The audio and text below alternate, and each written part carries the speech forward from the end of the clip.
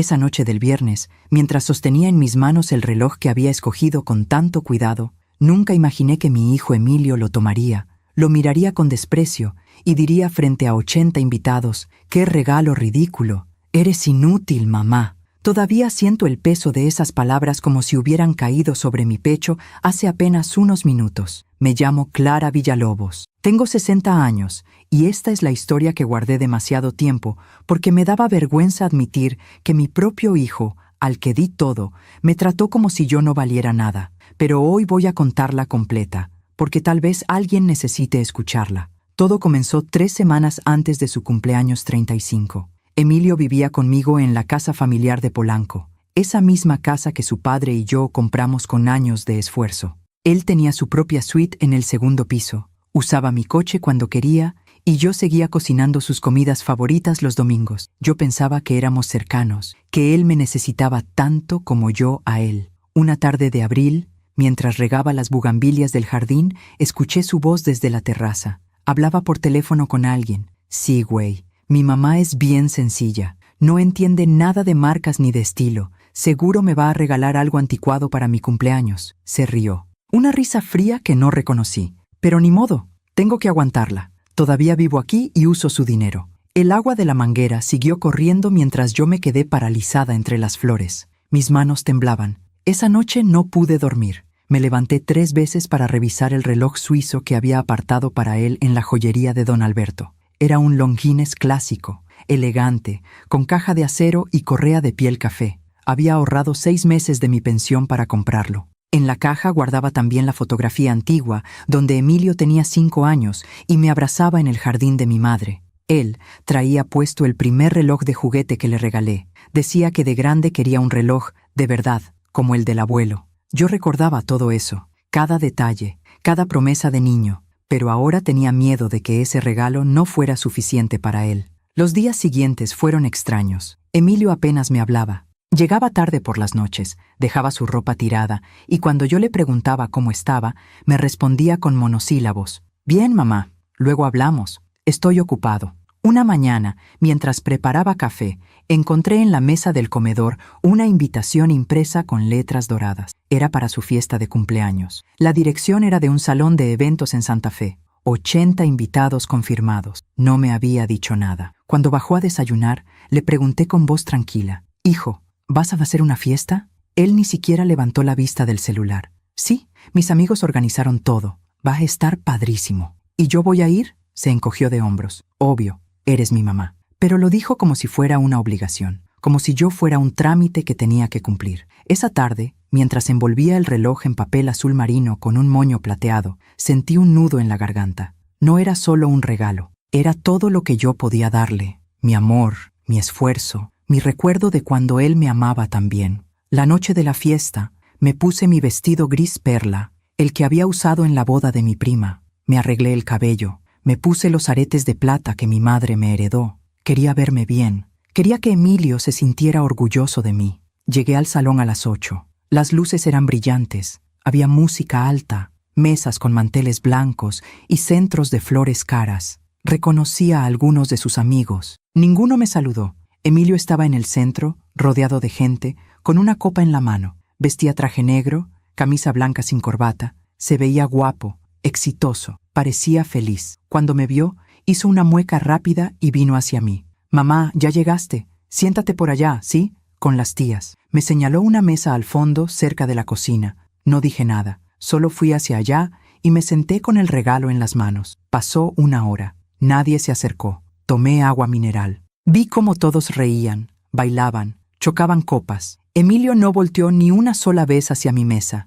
Hasta que llegó el momento de los regalos. Pusieron una mesa larga frente a todos. La gente empezó a llevar cajas grandes, bolsas de marcas internacionales, sobres gruesos. Yo esperé, respiré hondo. Me puse de pie y caminé hacia él con mi paquete azul marino entre las manos. La música bajó de volumen. Todos voltearon. Emilio me miró con esa expresión que ahora conozco bien. Fastidio, vergüenza. Le extendí el regalo con una sonrisa. «Feliz cumpleaños, mi amor. Espero que te guste». Él lo tomó sin mirarme a los ojos. Lo desenvolvió despacio, como si no quisiera hacerlo. Cuando vio el estuche del reloj, lo abrió, Miró el longines durante 3 segundos eternos, y entonces pasó. Levantó la vista, me miró fijamente, y dijo en voz alta, para que todos escucharan: ¿En serio, mamá? ¿Un reloj de estos? ¡Qué regalo tan ridículo! Se rió, fuerte, cruel. Y luego agregó, todavía sonriendo: Eres inútil, mamá, completamente inútil. El salón quedó en silencio. 80 personas me miraban. Sentí que el piso se abría bajo mis pies. A veces confiamos demasiado en quien no debemos. ¿Tú también te has decepcionado de alguien que amabas? Cuéntame tu historia en los comentarios. Quiero leerte. Antes de seguir, necesito que entiendas algo importante. Emilio no siempre fue así. Hubo un tiempo, años atrás, cuando mi hijo era diferente. Cuando sus ojos brillaban al verme llegar. Cuando corría hacia mí gritando: «¡Mamá!», cada vez que yo regresaba del trabajo. Éramos un equipo, él y yo. Su padre, Roberto, murió cuando Emilio tenía apenas 12 años. Un infarto fulminante mientras jugaba tenis en el club.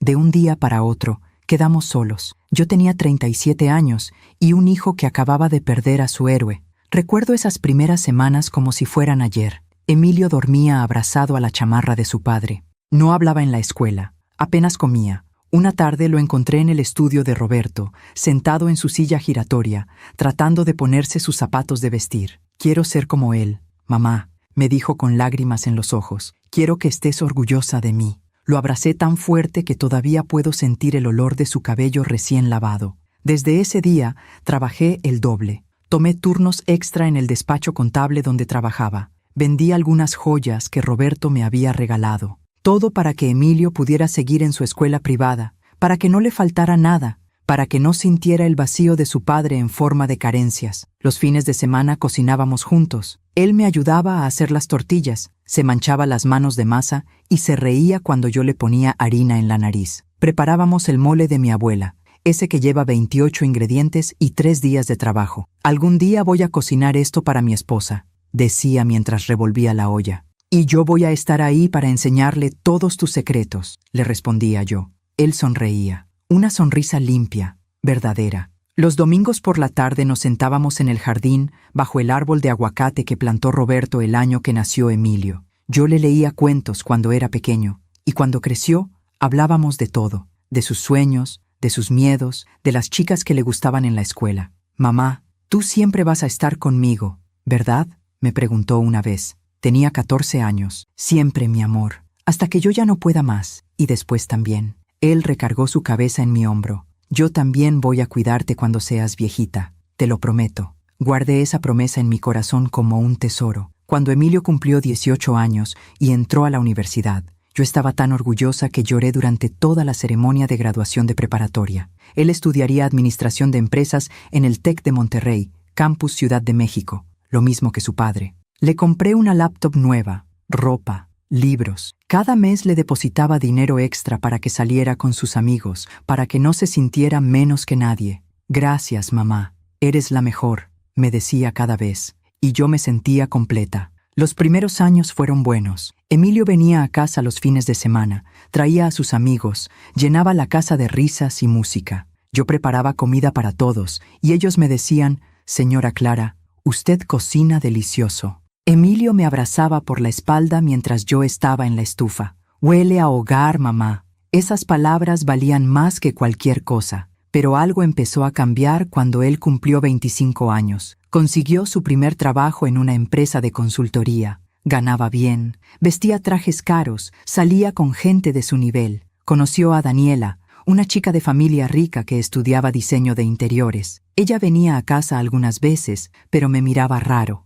Como si mi sala no fuera lo suficientemente elegante, como si mis cuadros fueran anticuados. «Clara, ¿nunca has pensado en remodelar?», me preguntó una vez mientras tocaba las cortinas de la sala. «Esto ya se ve muy viejo». Emilio no dijo nada. Yo solo sonreí. «Me gusta así. Tiene recuerdos». Daniela hizo una mueca. Poco después, Emilio empezó a llegar menos. Sus llamadas se hicieron más cortas. Cuando yo le preguntaba si quería comer en casa el domingo, me decía: «No puedo, mamá. Tengo planes». «¿Qué planes, hijo?» «Con Daniela. Con amigos, ya sabes». No, yo no sabía. Un día me atreví a decirle: «Emilio, siento que ya no pasamos tiempo juntos». Él estaba viendo su celular. «Ay, mamá, no exageres. Ya no soy un niño». Tragué saliva. «Lo sé, pero yo soy tu mamá. Eso nunca cambia. Él suspiró, como si yo fuera una carga. Claro, mamá, claro. Después de esa conversación, traté de no molestarlo tanto, de no ser intensa, como él decía, pero extrañaba a mi hijo. Extrañaba nuestras charlas, nuestras comidas, nuestras risas. La casa se sentía vacía incluso cuando él estaba ahí. Daniela y Emilio terminaron un año después. Él no me contó por qué. Solo llegó una noche con los ojos rojos y se encerró en su cuarto. Toqué la puerta. Hijo, ¿estás bien? Déjame solo, mamá. Preparé su cena favorita. Chilaquiles verdes con pollo deshebrado. Los dejé afuera de su puerta con un vaso de jugo de naranja. A la mañana siguiente, el plato estaba vacío en el pasillo. No hubo un gracias, no hubo nada, pero yo me conformé con saber que al menos había comido, porque eso hacen las madres. Nos conformamos con migajas cuando antes teníamos festines de amor. Pasaron los años. Emilio tuvo más novias, más trabajos, más amigos que nunca conocí. Se volvió distante, frío, ocupado. Yo seguía ahí, esperando, cocinando, limpiando su ropa, pagando los servicios de la casa. Nunca me pidió permiso para quedarse a vivir conmigo después de los 30. Simplemente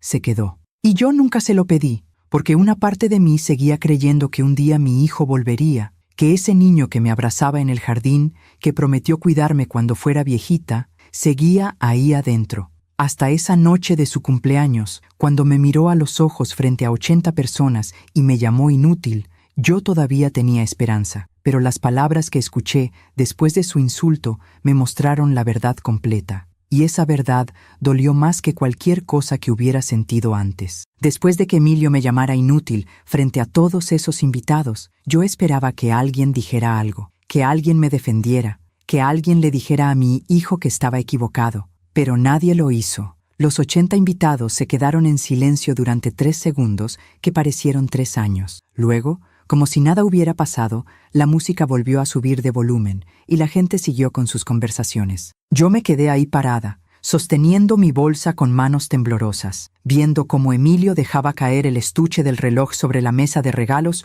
como si fuera basura. Uno de sus amigos, un tipo alto con barba y camisa de marca, se acercó a él riendo.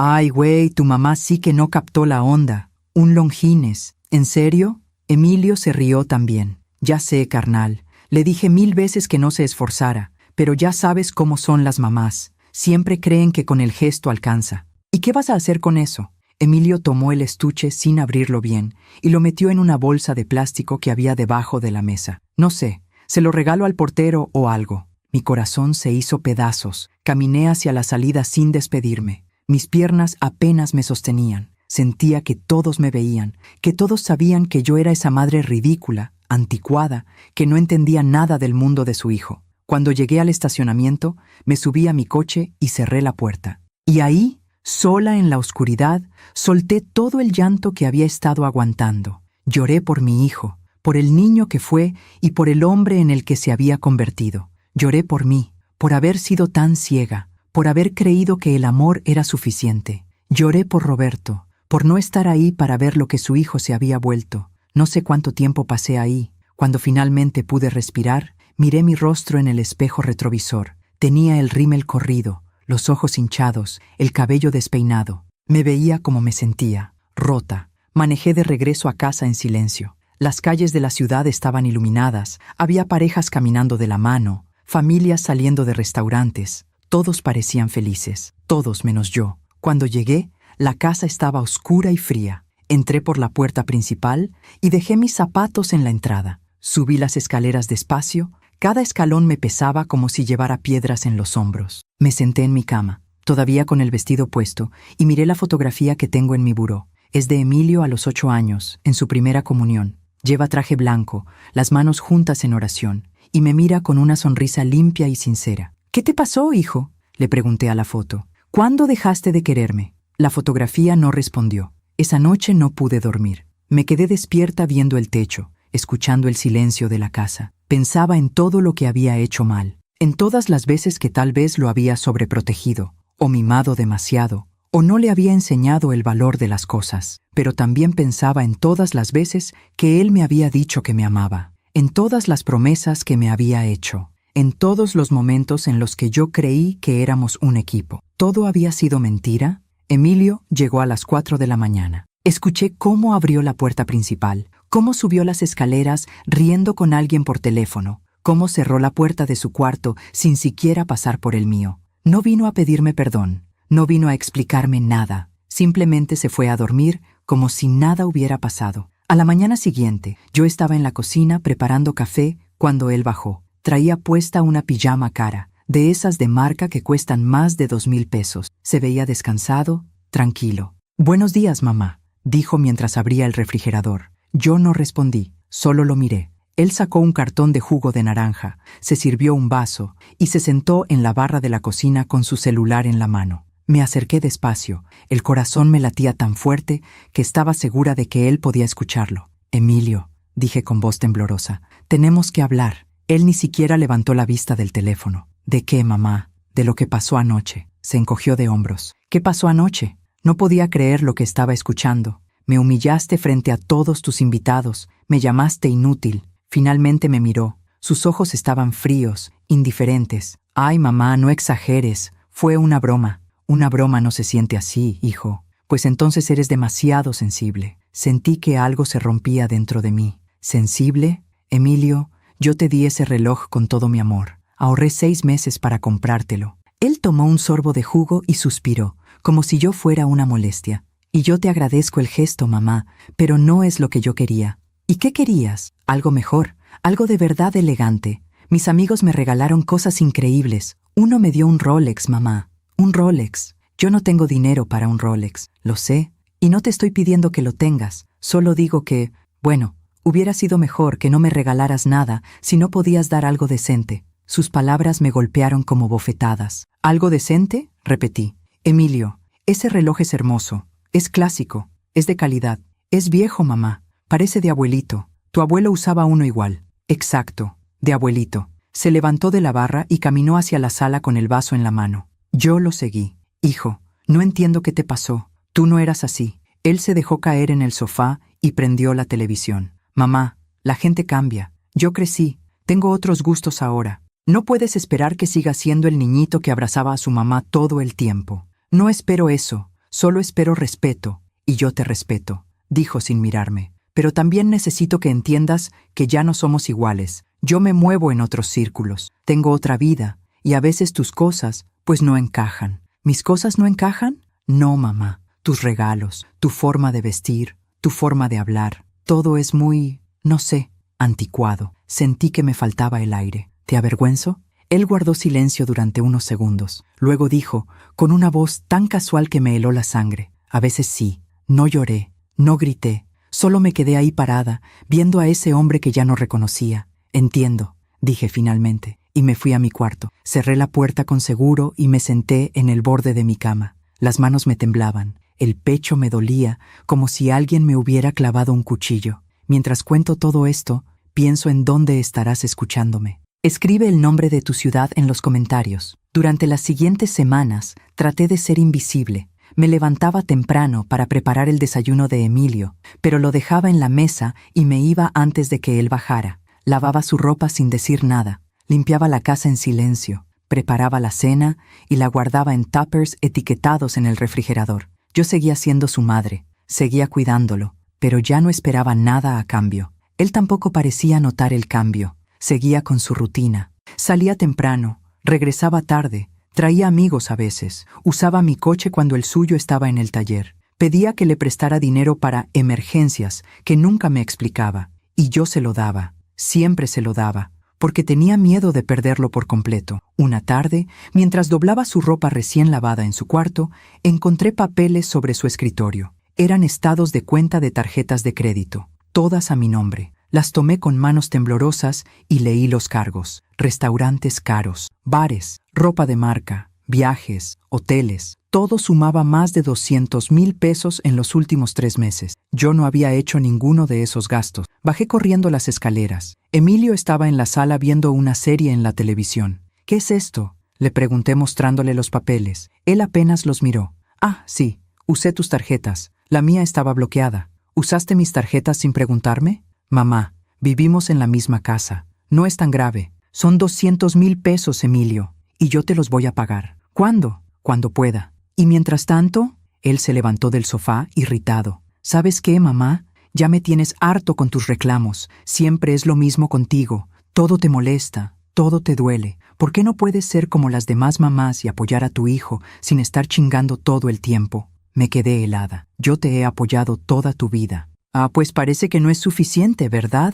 Porque aquí sigues, contando cada peso que gastas en mí. No cuento el dinero, Emilio. Cuento tu falta de respeto. Él tomó su chamarra del perchero y caminó hacia la puerta. Me voy. No quiero seguir discutiendo contigo. Eres agotadora. Y se fue. Yo me quedé sola en medio de la sala, con esos estados de cuenta en las manos, viendo cómo la puerta se cerraba detrás de él. Esa noche no regresó a dormir, ni a la siguiente. Yo le marqué 20 veces. Dejé mensajes de voz. Le escribí mensajes de texto preguntándole si estaba bien, si necesitaba algo, si quería que fuera por él. No respondió ninguno. Hasta que 3 días después, a las 11 de la noche, recibí un mensaje suyo. Estoy bien. Estoy en casa de un amigo. No te preocupes. No me preocupes, decía. Como si fuera tan fácil, como si una madre pudiera dejar de preocuparse por su hijo, aunque ese hijo la hubiera lastimado de todas las formas posibles. Regresó una semana después. No tocó la puerta. Usó su llave. Subió directo a su cuarto sin saludar. Escuché música fuerte hasta las 3 de la mañana. A la mañana siguiente, bajó como si nada. Se sirvió café. Tomó un pan dulce del frutero. Buenos días, mamá. Yo estaba sentada en la mesa del comedor, con una taza de té que ya se había enfriado. ¿Dónde estuviste?, le pregunté. Ya te dije. Con un amigo. ¿Qué amigo? ¿A poco ahora tengo que darte informes? Soy tu madre, Emilio. Vives en mi casa. Él dejó la taza de café con fuerza sobre la barra. Ah, claro. Tu casa. Siempre es tu casa, ¿verdad? Siempre me lo recuerdas. No te lo recuerdo para lastimarte. Te lo recuerdo porque parece que lo olvidaste. No lo he olvidado, mamá. Pero tampoco voy a vivir pidiendo permiso para todo como si tuviera 15 años. No te pido que pidas permiso. Te pido respeto. Ya te dije que te respeto. Tus acciones dicen lo contrario. Emilio me miró con esos ojos fríos que ya no reconocía. Y luego dijo algo que nunca voy a olvidar. ¿Sabes qué es tu problema, mamá? Que nunca superaste la muerte de mi papá. Y ahora me quieres tener atado a ti como si yo pudiera reemplazarlo. Pero yo no soy él. Y no voy a vivir mi vida tratando de hacerte feliz. Me quedé sin palabras. Él tomó sus llaves y se fue. Y yo me quedé ahí, sentada en esa cocina llena de recuerdos, preguntándome en qué momento todo se había roto. En qué momento mi hijo se había convertido en un extraño. En qué momento yo había dejado de ser su mamá para convertirme en un estorbo. Pero la respuesta llegaría pronto, más pronto de lo que yo pensaba, porque hay cosas que una madre puede aguantar, y hay cosas que, aunque duelan, te obligan a despertar. Después de esa conversación, algo cambió en mí. No fue un cambio grande, no fue una decisión consciente, fue más como una rendición silenciosa. Dejé de pelear, dejé de reclamar, dejé de esperar que Emilio volviera a ser el hijo que conocí. Simplemente me convertí en lo que él parecía necesitar. Una madre invisible que estuviera ahí cuando él la necesitara, pero que no molestara cuando no. Los días se volvieron una rutina mecánica. Me levantaba a las 6 de la mañana, preparaba café, dejaba el desayuno listo, limpiaba la casa aunque Emilio no parecía notarlo, lavaba su ropa, planchaba sus camisas, ordenaba su cuarto cuando él salía. Hacía todo eso sin esperar un gracias, porque ya había aprendido que no llegaría. Una mañana, mientras tendía su cama, encontré debajo de su almohada un sobre manila. Estaba abierto. Por la forma en que estaba colocado, era obvio que no trataba de ocultarlo. Dudé un momento. No me gustaba revisar las cosas de mi hijo. Nunca lo había hecho. Pero algo en mi instinto me decía que necesitaba ver qué había adentro. Saqué los papeles con manos temblorosas. Eran documentos legales, contratos, y en la primera página vi algo que me dejó helada. Solicitud de escrituración de propiedad.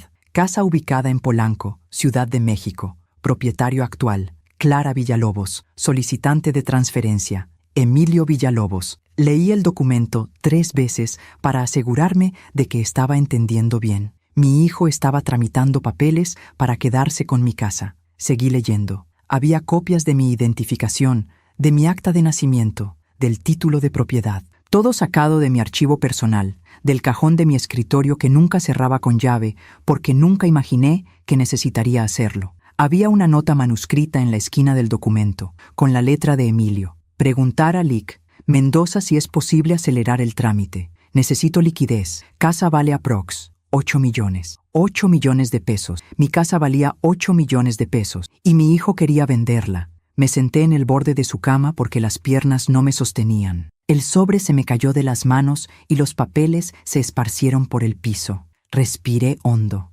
Una vez, 2, 3. Trataba de encontrarle lógica. Trataba de pensar que tal vez había una explicación, que tal vez Emilio tenía alguna razón válida para hacer esto sin consultarme. Pero no la había. Mi hijo quería robarme mi casa, la casa que su padre y yo compramos con años de esfuerzo, la casa donde Emilio dio sus primeros pasos, la casa donde celebramos todas nuestras Navidades, la casa donde Roberto murió, la casa que era lo único que me quedaba. Escuché la puerta principal abrirse. Emilio había llegado. Escuché sus pasos en las escaleras. Rápidamente recogí los papeles y los metí de vuelta en el sobre. Lo coloqué debajo de la almohada exactamente como lo había encontrado. Me sequé las lágrimas que no sabía que había derramado y salí de su cuarto justo cuando él llegaba al pasillo. «Mamá, ¿qué hacías en mi cuarto?» «Estaba tendiendo tu cama», me miró con desconfianza. «¿Tendiendo mi cama? Ya te dije que no necesito que hagas eso. Lo sé, pero me gusta que esté ordenado».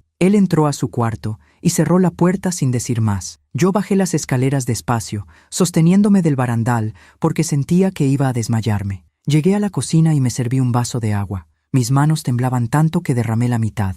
¿Qué iba a hacer? ¿Debía confrontarlo? ¿Debía llamar a un abogado? ¿Debía correrlo de la casa? Todas esas opciones pasaron por mi mente como un torbellino. Pero al final no hice nada, porque tenía miedo. Miedo de perder a mi hijo completamente. Miedo de quedarme sola. Miedo de admitir que la persona que más había amado en el mundo me estaba traicionando. Así que me tragué ese secreto como me había tragado tantos otros y seguí siendo su madre. Los siguientes días fueron una tortura. Cada vez que Emilio bajaba a desayunar, yo lo miraba y pensaba, ¿cuándo vas a decírmelo? ¿Cuándo vas a tener el valor de decirme que quieres quitarme mi casa? Pero él no decía nada, actuaba normal. Comía lo que yo preparaba, usaba mi coche, veía televisión en mi sala, como si todo estuviera bien, como si no me estuviera apuñalando por la espalda. Una noche, 2 semanas después de encontrar esos documentos, Emilio llegó con una mujer. Yo estaba en la cocina preparando la cena cuando escuché la puerta abrirse y risas, risas de mujer. Me asomé a la sala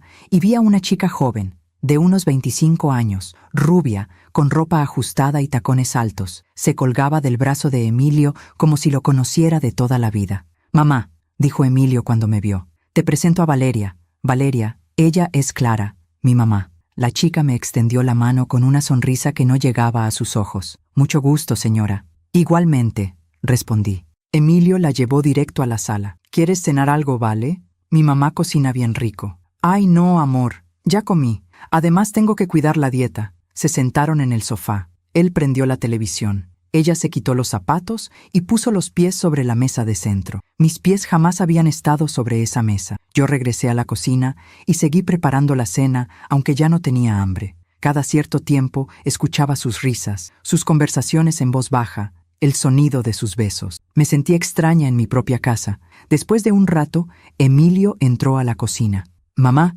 Valeria se va a quedar a dormir». Lo miré sorprendida. «¿A dormir? ¿Aquí?» «Sí, aquí». «¿Algún problema?» «1000 problemas», quise decirle, pero solo dije, «No, ninguno». «Perfecto. Entonces nos vamos al cuarto». Y se fue. Yo me quedé ahí con una cuchara en la mano, viendo cómo mi hijo subía las escaleras con esa mujer que acababa de conocer. Esa noche casi no dormí. Escuchaba ruidos arriba, música, risas, cosas que una madre no debería escuchar en la casa donde crió a su hijo. A la mañana siguiente, Valeria bajó primero. Traía puesta una de las camisas de Emilio y nada más. Caminó a la cocina descalza, abrió el refrigerador como si fuera su casa y sacó un yogurt. «Buenos días», me dijo sin mirarme. «Buenos días». Se sentó en la barra y comió su yogurt mientras veía su celular. No hizo conversación. No preguntó nada, solo estaba ahí, ocupando espacio. Emilio bajó 20 minutos después, recién bañado, oliendo a mi jabón caro que yo guardaba para ocasiones especiales. «¿Ya desayunaste, Vale?»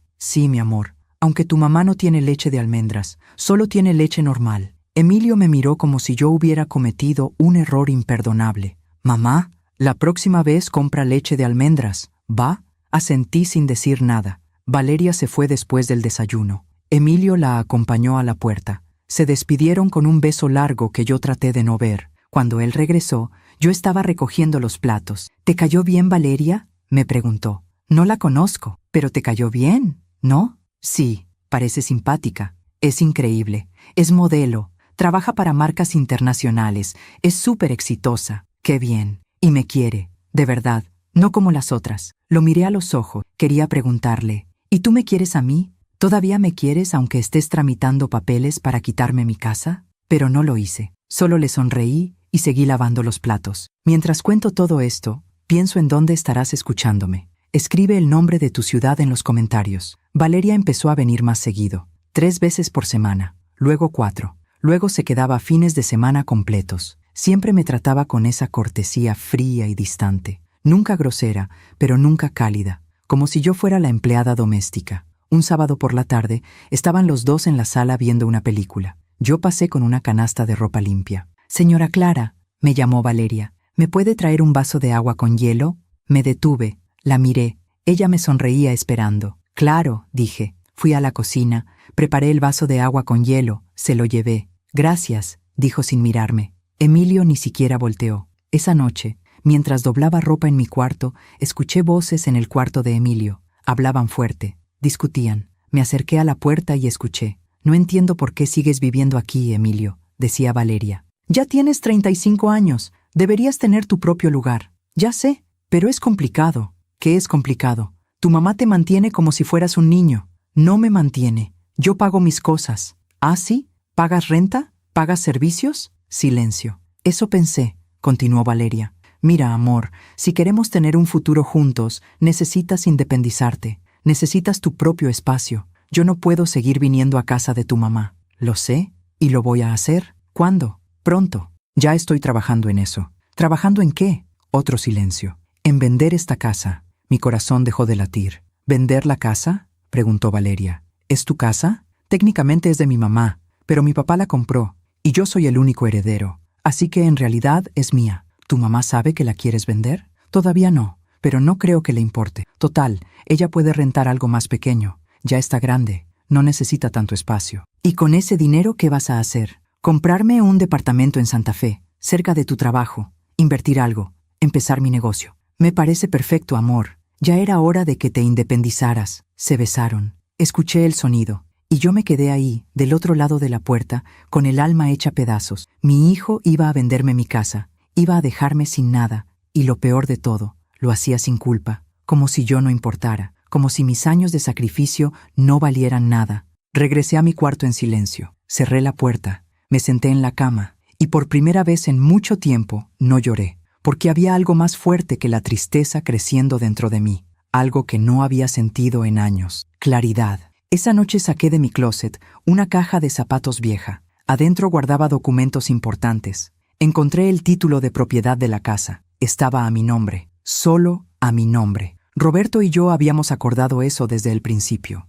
Él decía, si algo me pasa, quiero que todo esté a tu nombre, para que nadie te pueda quitar nada. Ahora entendía por qué. También encontré mis estados de cuenta bancarios. Tenía algunos ahorros, no mucho, pero algo, y tenía mi pensión mensual de viuda. Podía sobrevivir si era necesario. Guardé todo de vuelta en la caja y la escondí en el fondo de mi closet, detrás de mis abrigos de invierno. Luego me acosté, y por primera vez en semanas dormí tranquila, porque aunque todavía no sabía exactamente qué iba a hacer, una cosa estaba clara. No iba a dejar que mi hijo me robara. No iba a dejar que me tratara como basura. No iba a seguir siendo invisible. Los días siguientes fueron extraños. Yo seguía con mi rutina, pero algo había cambiado por dentro. Observaba más, escuchaba más, tomaba nota mental de cada cosa que Emilio hacía o decía. Una tarde, mientras limpiaba su cuarto, revisé de nuevo el sobre con los documentos. Había nuevos papeles, cotizaciones de departamentos en Santa Fe,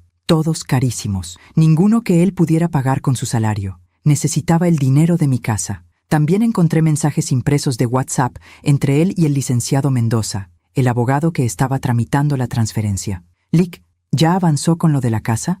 Necesito que acelere el proceso. Mi mamá está grande y a veces se confunde. Si firma los papeles pronto, mejor. Mi mamá está grande y a veces se confunde. Esa era su estrategia. Hacerme parecer senil, incapaz de tomar decisiones, para que nadie cuestionara por qué yo estaba firmando papeles que me quitaban todo. Sentí que la sangre me hervía, pero no dije nada. Guardé todo exactamente como lo encontré, y esperé, porque había aprendido algo en esos meses de dolor y silencio. A veces, la mejor estrategia es dejar que el enemigo crea que ha ganado, hasta que le quitas todo de un solo golpe, y ese golpe estaba cada vez más cerca. 3 semanas después de encontrar esos documentos, sucedió algo que cambió todo. Emilio salió de viaje a Monterrey por trabajo. Iba a estar fuera 5 días. Me lo dijo el lunes por la mañana, mientras yo preparaba café. Mamá, me voy a Monterrey. Regreso el viernes. ¿Viaje de trabajo? Sí, una conferencia. Ya dejé mis maletas listas en mi cuarto.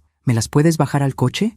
No me preguntó, me ordenó. Claro, respondí. Se fue sin despedirse, sin un abrazo, sin un cuídate mamá o te marco al llegar. Solo se fue. Yo me quedé sola en esa casa que de repente se sentía demasiado grande y demasiado silenciosa. Durante las primeras horas hice mi rutina normal. Limpié la cocina, regué las plantas del jardín, puse una carga de ropa en la lavadora. Pero alrededor del mediodía, algo en mí cambió. Estaba parada frente a la puerta cerrada del cuarto de Emilio, con un trapeador en la mano y pensé, tiene que haber más. Tiene que haber algo que no he visto. Abrí la puerta despacio, como si alguien pudiera escucharme. Entré. Su cuarto estaba desordenado, como siempre. Ropa en el piso, la cama sin tender, vasos sucios en el buró. Pero esta vez no venía a limpiar, venía a buscar la verdad. Empecé con su escritorio. Abrí los cajones uno por uno. Encontré facturas, recibos de restaurantes caros, entradas de conciertos, todo pagado con mis tarjetas de crédito.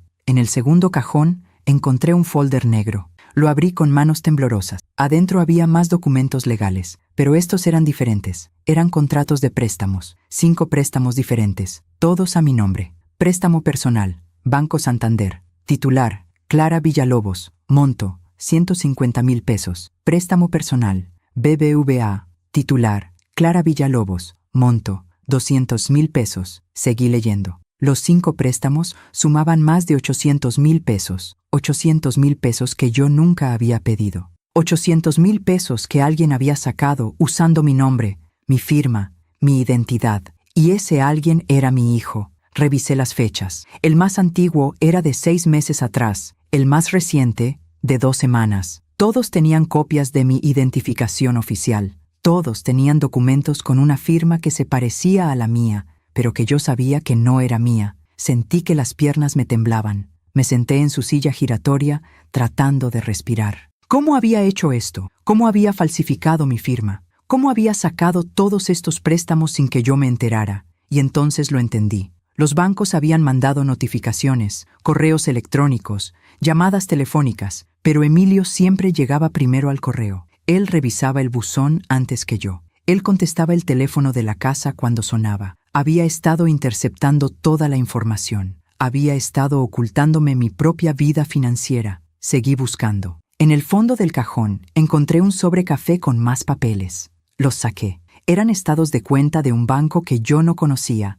Una cuenta de inversión a nombre de Emilio Villalobos Entrepreneur Fund. Los números me marearon. Había movimientos de cientos de miles de pesos, depósitos, retiros, transferencias. En la última hoja vi una nota escrita a mano. Inversión inicial, $600,000. Préstamos CV. Inversión proyectada postventa casa, 8,000. ROI esperado, 30% anual. CV. Clara Villalobos. Yo. Mi hijo había usado mi nombre, mi crédito, mi identidad para sacar préstamos que nunca iba a pagar. Y ahora planeaba vender mi casa para financiar su negocio emprendedor. Volví a meter todo en el folder negro exactamente como lo encontré. Seguí revisando. En su closet, detrás de una fila de zapatos caros que yo nunca le había visto usar, encontré una caja de Nike. La abrí esperando encontrar tenis, pero no había tenis. Había dinero. Fajos y fajos de billetes de 500 y 1,000 pesos, organizados con ligas elásticas. Conté rápidamente. Había por lo menos 100,000 pesos en efectivo. ¿De dónde había salido todo ese dinero? Seguí buscando. Debajo de su cama encontré una mochila negra. La abrí. Adentro había una laptop que yo nunca había visto. La saqué y la prendí. No tenía contraseña. La pantalla se iluminó y apareció el escritorio. Estaba lleno de archivos con nombres como Proyecto, VF, Inversiones, 2024, Contactos, Inversionistas. Abrí uno al azar. Era un plan de negocios. 50 páginas describiendo un startup innovador de tecnología financiera que Emilio supuestamente estaba desarrollando. Leí el resumen ejecutivo. Emilio Villalobos Capital es una firma de inversión especializada en tecnología emergente para el mercado latinoamericano, con un capital inicial de $8 millones. $8 millones. El valor de mi casa. Seguí leyendo. El documento estaba lleno de términos que yo no entendía. Blockchain, fintech, venture capital, seed investment. Pero había una sección que sí entendí perfectamente. Se llamaba Estructura de capital inicial, fuentes de financiamiento, venta de activo inmobiliario familiar, $8.000 MXN, préstamos bancarios bajo nombre de titular familiar, $800.000 MXN capital propio, $50.000 MXN activo inmobiliario familiar, mi casa, titular familiar. Mi hijo había planeado todo esto. No era un impulso, no era un error. Era un plan detallado, calculado, frío. Y yo era solo una herramienta, un medio para conseguir dinero. Cerré la laptop y la guardé de vuelta en la mochila exactamente como la encontré. Mis manos temblaban, el corazón me latía tan fuerte que podía escucharlo en mis oídos. Salí de su cuarto y bajé las escaleras despacio, sosteniéndome del barandal. Llegué a la sala y me dejé caer en el sofá. Durante horas me quedé ahí, mirando el techo, tratando de procesar todo lo que había descubierto. Mi hijo era un ladrón, un estafador, un mentiroso, y yo había sido su víctima perfecta, la madre confiada que nunca cuestionaba nada, que siempre creía en él, que siempre lo defendía. Me levanté del sofá y fui a la cocina. Saqué del refrigerador una jarra de agua de Jamaica que había preparado esa mañana. Me serví un vaso y me lo tomé de un solo trago. Necesitaba pensar con claridad. Necesitaba un plan, porque ahora que sabía la verdad completa, no podía seguir actuando como si no supiera nada, pero tampoco podía confrontarlo directamente. No todavía, porque si Emilio se daba cuenta de que yo había descubierto todo, podía acelerar sus planes, podía obligarme a firmar papeles, podía volverse peligroso. No, necesitaba ser inteligente, paciente, estratégica. Fui a mi cuarto y saqué mi celular. Busqué en Google cómo proteger una propiedad de fraude. Leí durante horas. Artículos legales, foros, páginas de gobierno. Aprendí que podía poner un aviso de no enajenación en el registro público de la propiedad. Eso evitaría que alguien vendiera mi casa sin mi consentimiento explícito y verificado. Aprendí que podía denunciar el fraude de identidad por los préstamos, que podía solicitar que se cancelaran porque yo nunca los había autorizado. Aprendí que tenía derechos, que tenía opciones, que no estaba indefensa. Al día siguiente, martes por la mañana, me vestí con mi mejor ropa. Un traje sastre azul marino que había comprado para el funeral de mi hermana 3 años atrás. Me puse maquillaje, me arreglé el cabello, me vi al espejo. Ya no era la mujer rota que lloraba en su cuarto. Era Clara Villalobos, 60 años, viuda, madre, y nadie, ni siquiera mi propio hijo, iba a robarme lo que era mío. Tomé mi bolsa y salí de la casa. Mi primera parada fue el banco, el Santander donde teníamos nuestra cuenta familiar desde hacía 20 años. Le pedí a la ejecutiva de cuenta que revisara todos mis productos financieros. Señora Villalobos, veo que tiene una cuenta de cheques, una de ahorros, 2 tarjetas de crédito y...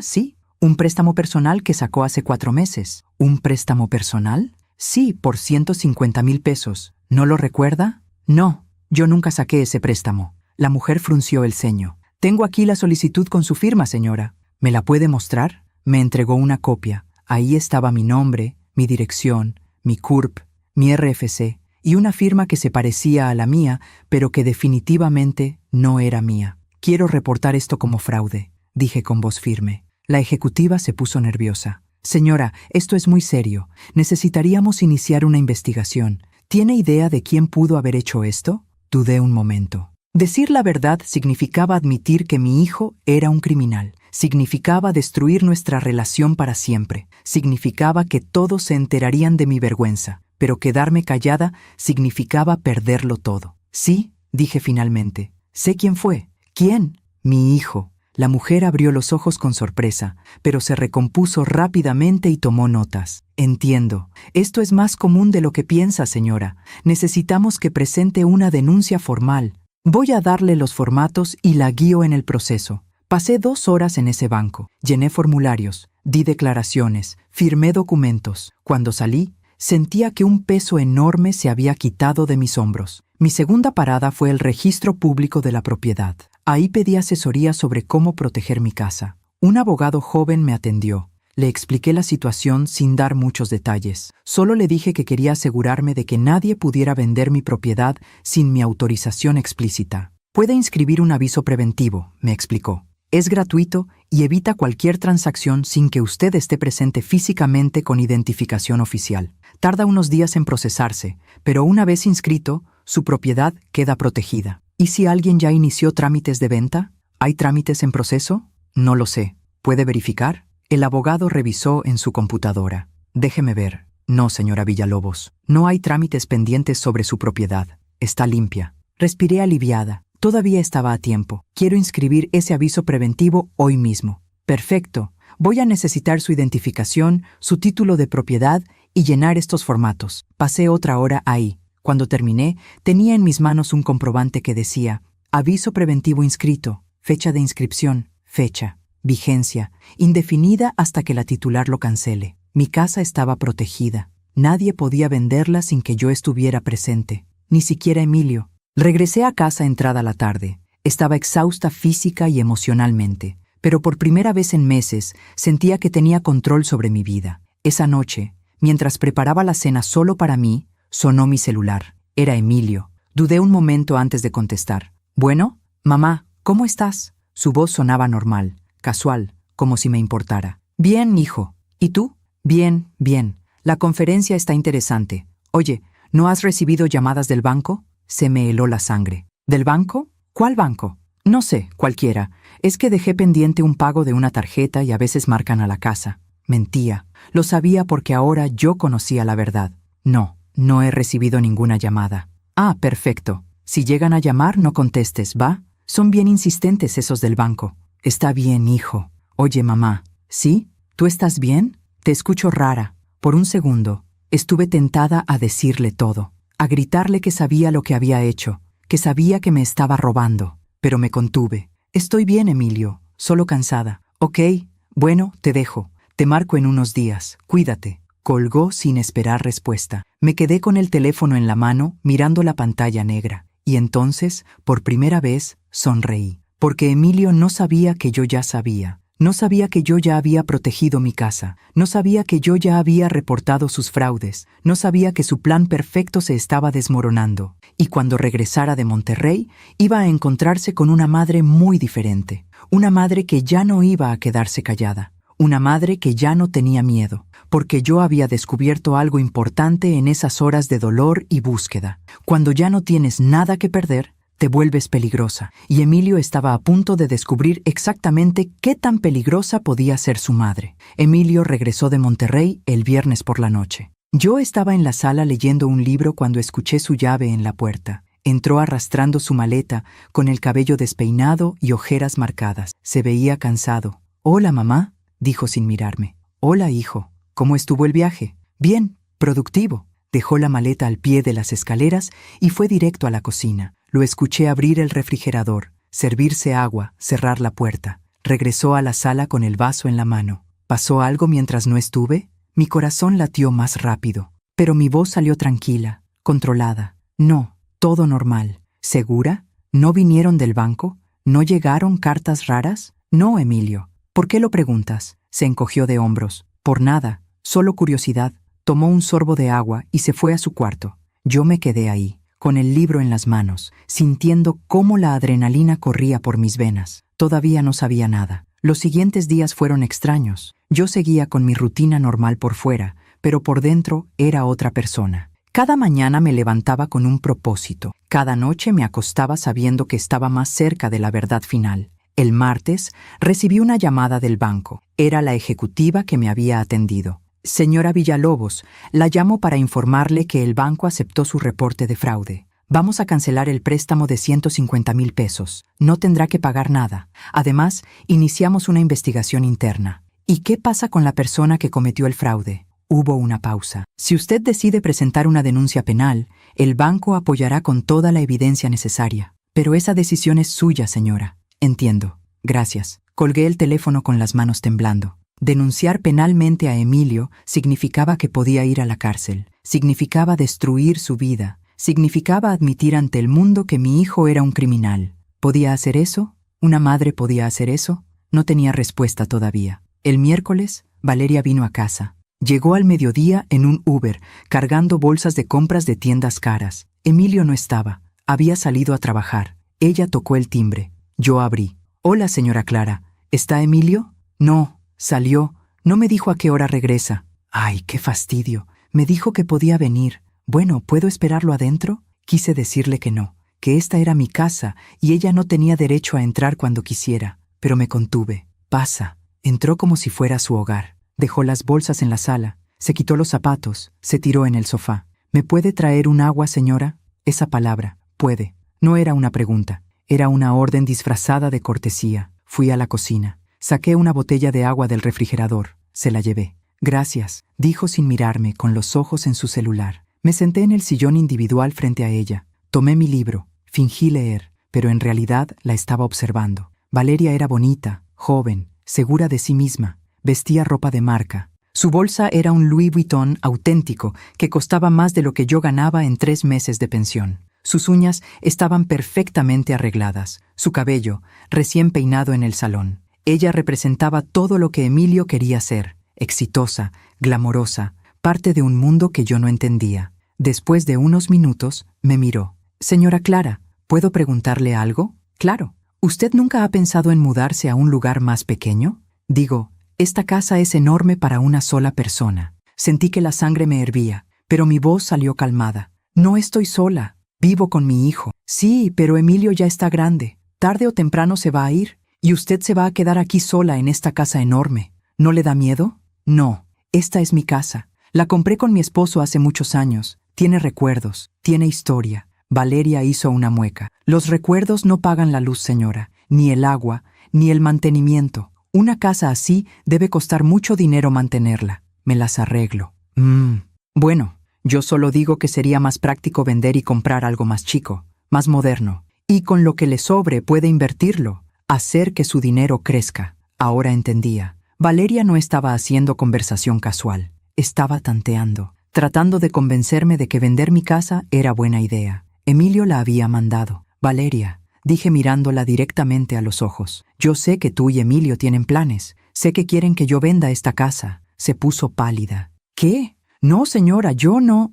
«No finjas. Escuché su conversación hace semanas. Sé todo». Se quedó callada. Por primera vez desde que la conocí, no sabía qué decir. «Y quiero que le digas algo a Emilio de mi parte», continué. «Esta casa no está en venta. Nunca lo va a estar. Y si él intenta venderla sin mi permiso, va a tener problemas muy serios». Valeria se levantó del sofá. Tomó sus bolsas rápidamente. «No sé de qué habla, señora. Yo solo vine a ver a Emilio». «Claro. Y ya puedes irte». «No es necesario que lo esperes». Salió de la casa sin despedirse. Cerré la puerta detrás de ella y me recargué contra la madera. Me temblaban las manos, pero también sonreía, porque acababa de hacer algo que nunca había hecho: defenderme. Esa noche Emilio llegó furioso, subió las escaleras como tormenta y entró a mi cuarto sin tocar. «¿Qué le dijiste a Valeria?» Yo estaba sentada en mi cama leyendo. «Buenas noches, Emilio». «¿Qué le dijiste?» «Está llorando. Dice que la corriste de la casa». «No la corrí.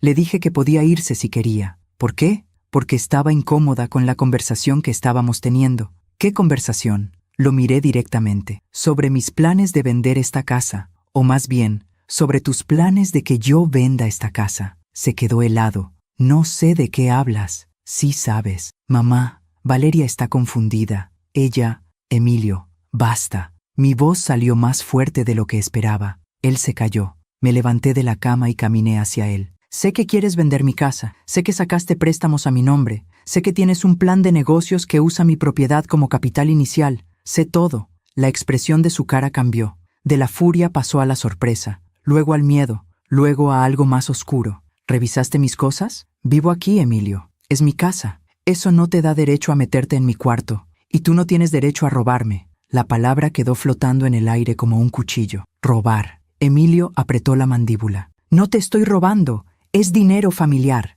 Es mi herencia. Tu herencia será cuando yo muera. Mientras esté viva, Todo esto es mío. Papá trabajó por esta casa también, y papá me la dejó a mí, porque confiaba en que yo sabría qué hacer con ella. ¿Y qué vas a hacer? ¿Quedarte aquí hasta que te mueras sola y olvidada? Sus palabras dolieron, pero ya no me rompían. Tal vez la venda algún día, pero será mi decisión, no la tuya. Soy tu hijo, tu único hijo. Todo lo que tienes debería ser mío. Todo lo que tengo te lo di durante 35 años. Te di comida, techo, educación, amor.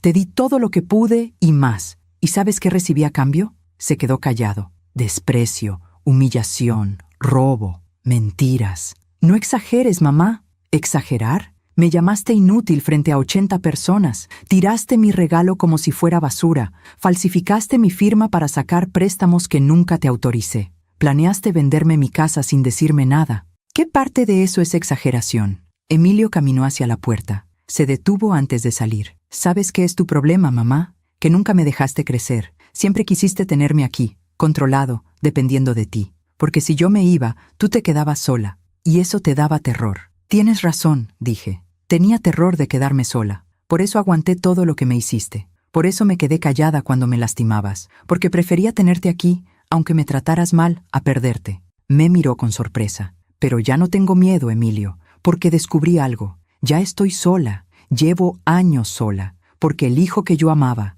ese niño que me abrazaba en el jardín y prometía cuidarme, ese niño murió hace mucho tiempo. Y en su lugar quedó un hombre que no reconozco. Se quedó parado en el marco de la puerta, sin saber qué decir. Los préstamos ya los reporté como fraude, continué. El banco los va a cancelar. Y puse un aviso preventivo en el registro público de la propiedad. Nadie puede vender esta casa sin que yo esté presente. Ni siquiera tú. Su rostro se puso rojo de ira. ¿Hiciste qué? Protegí lo que es mío. Eres una maldita egoísta. Yo necesito ese dinero. ¿Para qué? ¿Para tu negocio que ni siquiera existe? ¿Para impresionar a Valeria? ¿Para seguir viviendo una vida que no puedes pagar? Es mi futuro. Y esta es mi vida. Nos quedamos mirándonos. Dos extraños. Dos enemigos. Él fue el primero en romper el silencio. ¿Sabes qué? Me voy. No quiero estar en esta casa ni un minuto más. Perfecto. La puerta está abierta. Y no voy a regresar. También perfecto. Esperé que saliera. Esperé que se fuera a su cuarto, empacara y se marchara. Pero no lo hizo. Se quedó ahí, parado, respirando fuerte. Y entonces dijo algo que no esperaba. ¿De verdad me vas a dejar ir? Su voz sonó diferente, más pequeña, más vulnerable. Por un segundo vi al niño que fue, al niño que tenía miedo de quedarse solo. Y una parte de mí quiso abrazarlo. Quiso decirle que todo iba a estar bien, que lo perdonaba, que podíamos empezar de nuevo. Pero entonces recordé todo. El insulto en su cumpleaños, los préstamos fraudulentos, sus palabras crueles, su plan de dejarme sin nada. Y entendí que no podía salvarlo, que él tenía que salvarse a sí mismo. Sí, dije finalmente, te voy a dejar ir. Algo cambió en su mirada, una mezcla de tristeza, rabia y resignación. Está bien, dijo. Mañana vengo por mis cosas. Salió de mi cuarto y cerró la puerta. Me senté en el borde de mi cama y dejé que las lágrimas corrieran, porque aunque sabía que estaba haciendo lo correcto, aunque sabía que no podía seguir siendo víctima de mi propio hijo, dolía. Dolía soltar al niño que amé con todo mi corazón. Dolía aceptar que el hombre en el que se convirtió ya no me amaba. Dolía entender que a veces el amor de una madre no es suficiente para salvar a un hijo de sí mismo. Lloré por horas. Y cuando ya no me quedaban lágrimas, me levanté, me lavé la cara y me miré al espejo. Mis ojos estaban rojos e hinchados, mi cabello despeinado, mi rostro cansado. Pero también vi algo más. Vi fuerza, vi dignidad. Vi a una mujer que había decidido no ser víctima nunca más. A la mañana siguiente, Emilio bajó con 3 maletas grandes. Yo estaba en la cocina preparando café. No hablamos. Él cargó las maletas hasta su coche. Hizo 3 viajes. En ninguno me miró. Cuando terminó, entró una última vez. Se paró en la entrada de la cocina. Mamá, lo miré esperando. Voy a conseguir ese dinero de otra forma. Voy a construir mi negocio. Y cuando sea exitoso, te vas a arrepentir de no haberme apoyado. No era una disculpa, era una amenaza. Espero que lo logres, Emilio, dije con sinceridad. De verdad lo espero, pero no a costa de destruirme a mí. Él no respondió. Tomó las llaves de mi coche de la mesa. Las llaves, dije extendiendo mi mano. ¿Qué? Ese coche es mío. Las llaves, por favor. Lo pensó un momento. Luego las dejó caer sobre la mesa con fuerza. También sacó de su cartera las tarjetas de crédito que estaban a mi nombre. Toma, ya no las necesito. Las dejó junto a las llaves y se fue. Escuché el motor de su coche encenderse, escuché el portón automático abrirse, escuché cómo se alejaba por la calle. Y luego, silencio. Un silencio profundo, completo, absoluto. Me quedé parada en la cocina, rodeada de ese silencio, sintiendo cómo mi vida cambiaba para siempre. Mi hijo se había ido, y aunque me dolía, aunque sentía que una parte de mí se había roto, también sentía algo más, alivio. Aún me pregunto si hice lo correcto. ¿Y tú? ¿Qué habrías hecho en mi lugar? Los primeros días después de que Emilio se fue, fueron los más extraños de mi vida. La casa estaba en silencio. Un silencio que nunca había experimentado. No había música fuerte a las 3 de la mañana. No había puertas que se azotaban. No había voces discutiendo por teléfono. No había ropa tirada en el pasillo. Solo silencio. Y yo. Las primeras mañanas me levantaba por costumbre a las 6, preparaba café para 2, y luego recordaba que estaba sola, que ya no tenía que preparar el desayuno de nadie, que ya no tenía que lavar ropa de nadie, que ya no tenía que caminar en silencio para no despertar a nadie. Era libre. Pero la libertad se sentía rara, vacía, pesada. El sábado, una semana después de que Emilio se fuera, estaba regando las bugambilias del jardín cuando escuché el timbre. Me sequé las manos en el delantal y fui a abrir. Era Valeria. Traía lentes oscuros, aunque estaba nublado. Su cara se veía demacrada, como si no hubiera dormido en días. «Señora Clara», dijo con voz temblorosa. «¿Puedo pasar?» Dudé un momento. «¿Qué necesitas, Valeria?» «Hablar con usted, por favor». Solo 5 minutos. Algo en su voz me hizo abrir la puerta. Entramos a la sala. Ella se sentó en el borde del sofá, nerviosa, retorciendo las manos. Yo me senté frente a ella y esperé. «No sé cómo empezar», dijo finalmente. «Por el principio siempre funciona». Respiró hondo. «Emilio y yo terminamos». No me sorprendió. «¿Cuándo?» «Hace 3 días. Yo no sabía nada, señora. No sabía que él le estaba robando. No sabía de los préstamos. No sabía que quería vender su casa sin su permiso». «¿De verdad no sabías?» Me miró a los ojos por primera vez. «Le juro que no. Yo pensaba que esta casa era de él también, que era herencia de su papá. Él me dijo que usted estaba de acuerdo en venderla, que era decisión de los dos». Mintió. Lo sé. Y cuando me enteré de la verdad, me di cuenta de quién era realmente. Sacó un pañuelo desechable de su bolsa y se limpió los ojos debajo de los lentes. «Después de que usted me confrontó ese día, fui a buscarlo. Le pregunté qué estaba pasando. ¿Y él? Él me dijo que usted estaba vieja, que estaba confundida, que no entendía cómo funcionaban los negocios modernos». «Claro», pero algo no me cuadraba. Así que investigué. Hablé con amigos que trabajan en bancos, les pedí que verificaran algunas cosas y descubrí que Emilio tiene deudas por todos lados, tarjetas de crédito a tope, préstamos personales que no ha pagado, dinero que debe en restaurantes, bares, clubs. ¿Cuánto? Más de 1 millón de pesos. Se me cortó la respiración. ¿1 millón? Sí. Y todo ese dinero que supuestamente estaba invirtiendo en su negocio. No existe ningún negocio, señora Clara. Solo existen deudas, vacaciones caras, ropa de marca, fiestas. Él vivía una vida que no podía pagar, y cuando se le acabó el crédito, decidió usar el suyo, y luego su casa. Me recargué en el respaldo del sillón, tratando de procesar la información. Mi hijo no solo era un ladrón, era un mentiroso compulsivo, un estafador, un hombre que vivía de apariencias mientras se hundía en deudas. ¿Por qué me cuentas esto, Valeria? Ella se quitó los lentes. Tenía los ojos rojos, hinchados, porque cuando le reclamé, cuando le dije que lo que le estaba haciendo a usted estaba mal, él me dijo algo horrible. ¿Qué te dijo? Dijo, mi mamá es vieja. ¿Le quedan qué? ¿10 años de vida? Tal vez menos. ¿Para qué necesita esa casa tan grande? Es mejor que yo la use ahora que estoy joven, que tengo planes, que tengo futuro. Ella ya vivió su vida. Sentí como si me hubieran golpeado en el estómago. Cuando escuché eso, continuó Valeria, me di cuenta de que no lo conocía, que el hombre del que me había enamorado no existía. Era solo una máscara, y debajo había alguien frío, calculador, capaz de destruir a su propia madre por dinero. Las lágrimas corrían por sus mejillas. Lo siento mucho, señora Clara. Siento haberla tratado mal. Siento haber sido parte de esto sin saberlo. Siento haber creído en él. La miré durante un largo momento. Podría haberla odiado. Podría haberle gritado que se fuera de mi casa y nunca regresara, pero no lo hice, porque vi en ella lo que yo había sido durante años, alguien que amaba a Emilio y que fue traicionada por ese amor. Te creo, dije finalmente. ¿De verdad? Sí, porque yo también caí en sus mentiras durante 35 años. No eres la única. Valeria se levantó del sofá. Vine a decirle algo más. Emilio me buscó ayer. Me pidió dinero prestado. 50,000 pesos. Dijo que era urgente, que tenía una oportunidad de negocio que no podía dejar pasar. ¿Y se lo diste? No. Le dije que no tenía esa cantidad, pero estoy segura de que va a seguir buscando gente que le preste.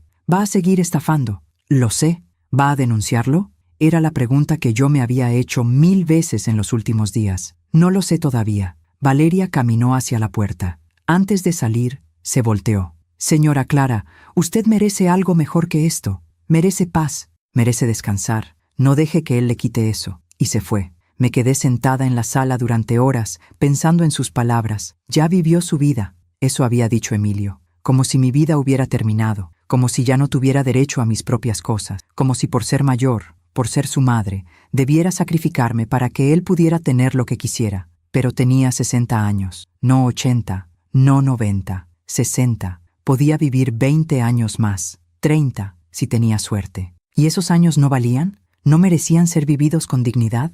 ¿Con mis propios recursos? ¿En mi propia casa? Por primera vez sentí rabia. No tristeza, no dolor, rabia pura. Esa noche no pude dormir. Di vueltas en la cama hasta las 3 de la madrugada. Finalmente me levanté, me puse una bata y bajé a la cocina. Preparé té de manzanilla. Me senté en la mesa del comedor con mi taza caliente entre las manos, y entonces vi mi celular sobre la mesa. Lo tomé. Busqué el número de mi hermana Patricia. Patricia vivía en Guadalajara. Teníamos 3 años sin hablar. Nos habíamos distanciado después de una tonta discusión sobre la herencia de mi madre. Pero en ese momento necesitaba hablar con alguien de mi familia, con alguien que me conociera desde antes de ser solo la mamá de Emilio. Marqué. Contestó al tercer timbrazo con voz adormilada. Bueno, Patricia. Soy Clara. Silencio. Clara, ¿qué pasó? ¿Estás bien? Son las 3 de la mañana. Sí. No. No lo sé. ¿Qué tienes? Me asustaste. Y entonces, sin planearlo, sin pensarlo, solté todo. Le conté sobre el cumpleaños de Emilio, sobre los préstamos fraudulentos, sobre el plan de vender mi casa, sobre Valeria, sobre todo. Hablé durante media hora sin parar. Patricia no me interrumpió ni una sola vez, solo escuchó. Cuando terminé, hubo un silencio largo. Luego escuché su voz, firme y clara. Clara, necesitas denunciarlo. Ya, es mi hijo, es un delincuente. Patricia, no, escúchame. Yo sé que lo amas, sé que es tu hijo, pero lo que te hizo es un delito. Y si no lo detienes ahora, va a seguir haciéndolo. Va a encontrar a otras personas a quienes robar, a otras madres, a otras Valerias. Pero si lo denuncio, puede ir a la cárcel. Y eso sería culpa de él, no tuya. Tú no le pusiste una pistola en la cabeza para que falsificara tu firma. Tú no lo obligaste a sacar préstamos a tu nombre. Él tomó esas decisiones. Él tiene que pagar las consecuencias. Mis ojos se llenaron de lágrimas. Tengo miedo, Patty. Lo sé, hermana. Pero tienes que ser fuerte. Por ti, por tu futuro. Por todas las mujeres que han sido traicionadas por sus propios hijos y se han quedado calladas por miedo. Respiré hondo. ¿Y si me arrepiento? ¿Y si no lo haces y él regresa en 6 meses a intentarlo de nuevo? ¿Y si la próxima vez logra robarte la casa? ¿Y si terminas en la calle? Tenía razón. Piénsalo, continuó Patricia. Duerme un poco. Y mañana, si decides denunciarlo, yo voy para allá. No vas a estar sola en esto, te lo prometo. Gracias, Patty. Te quiero, hermana.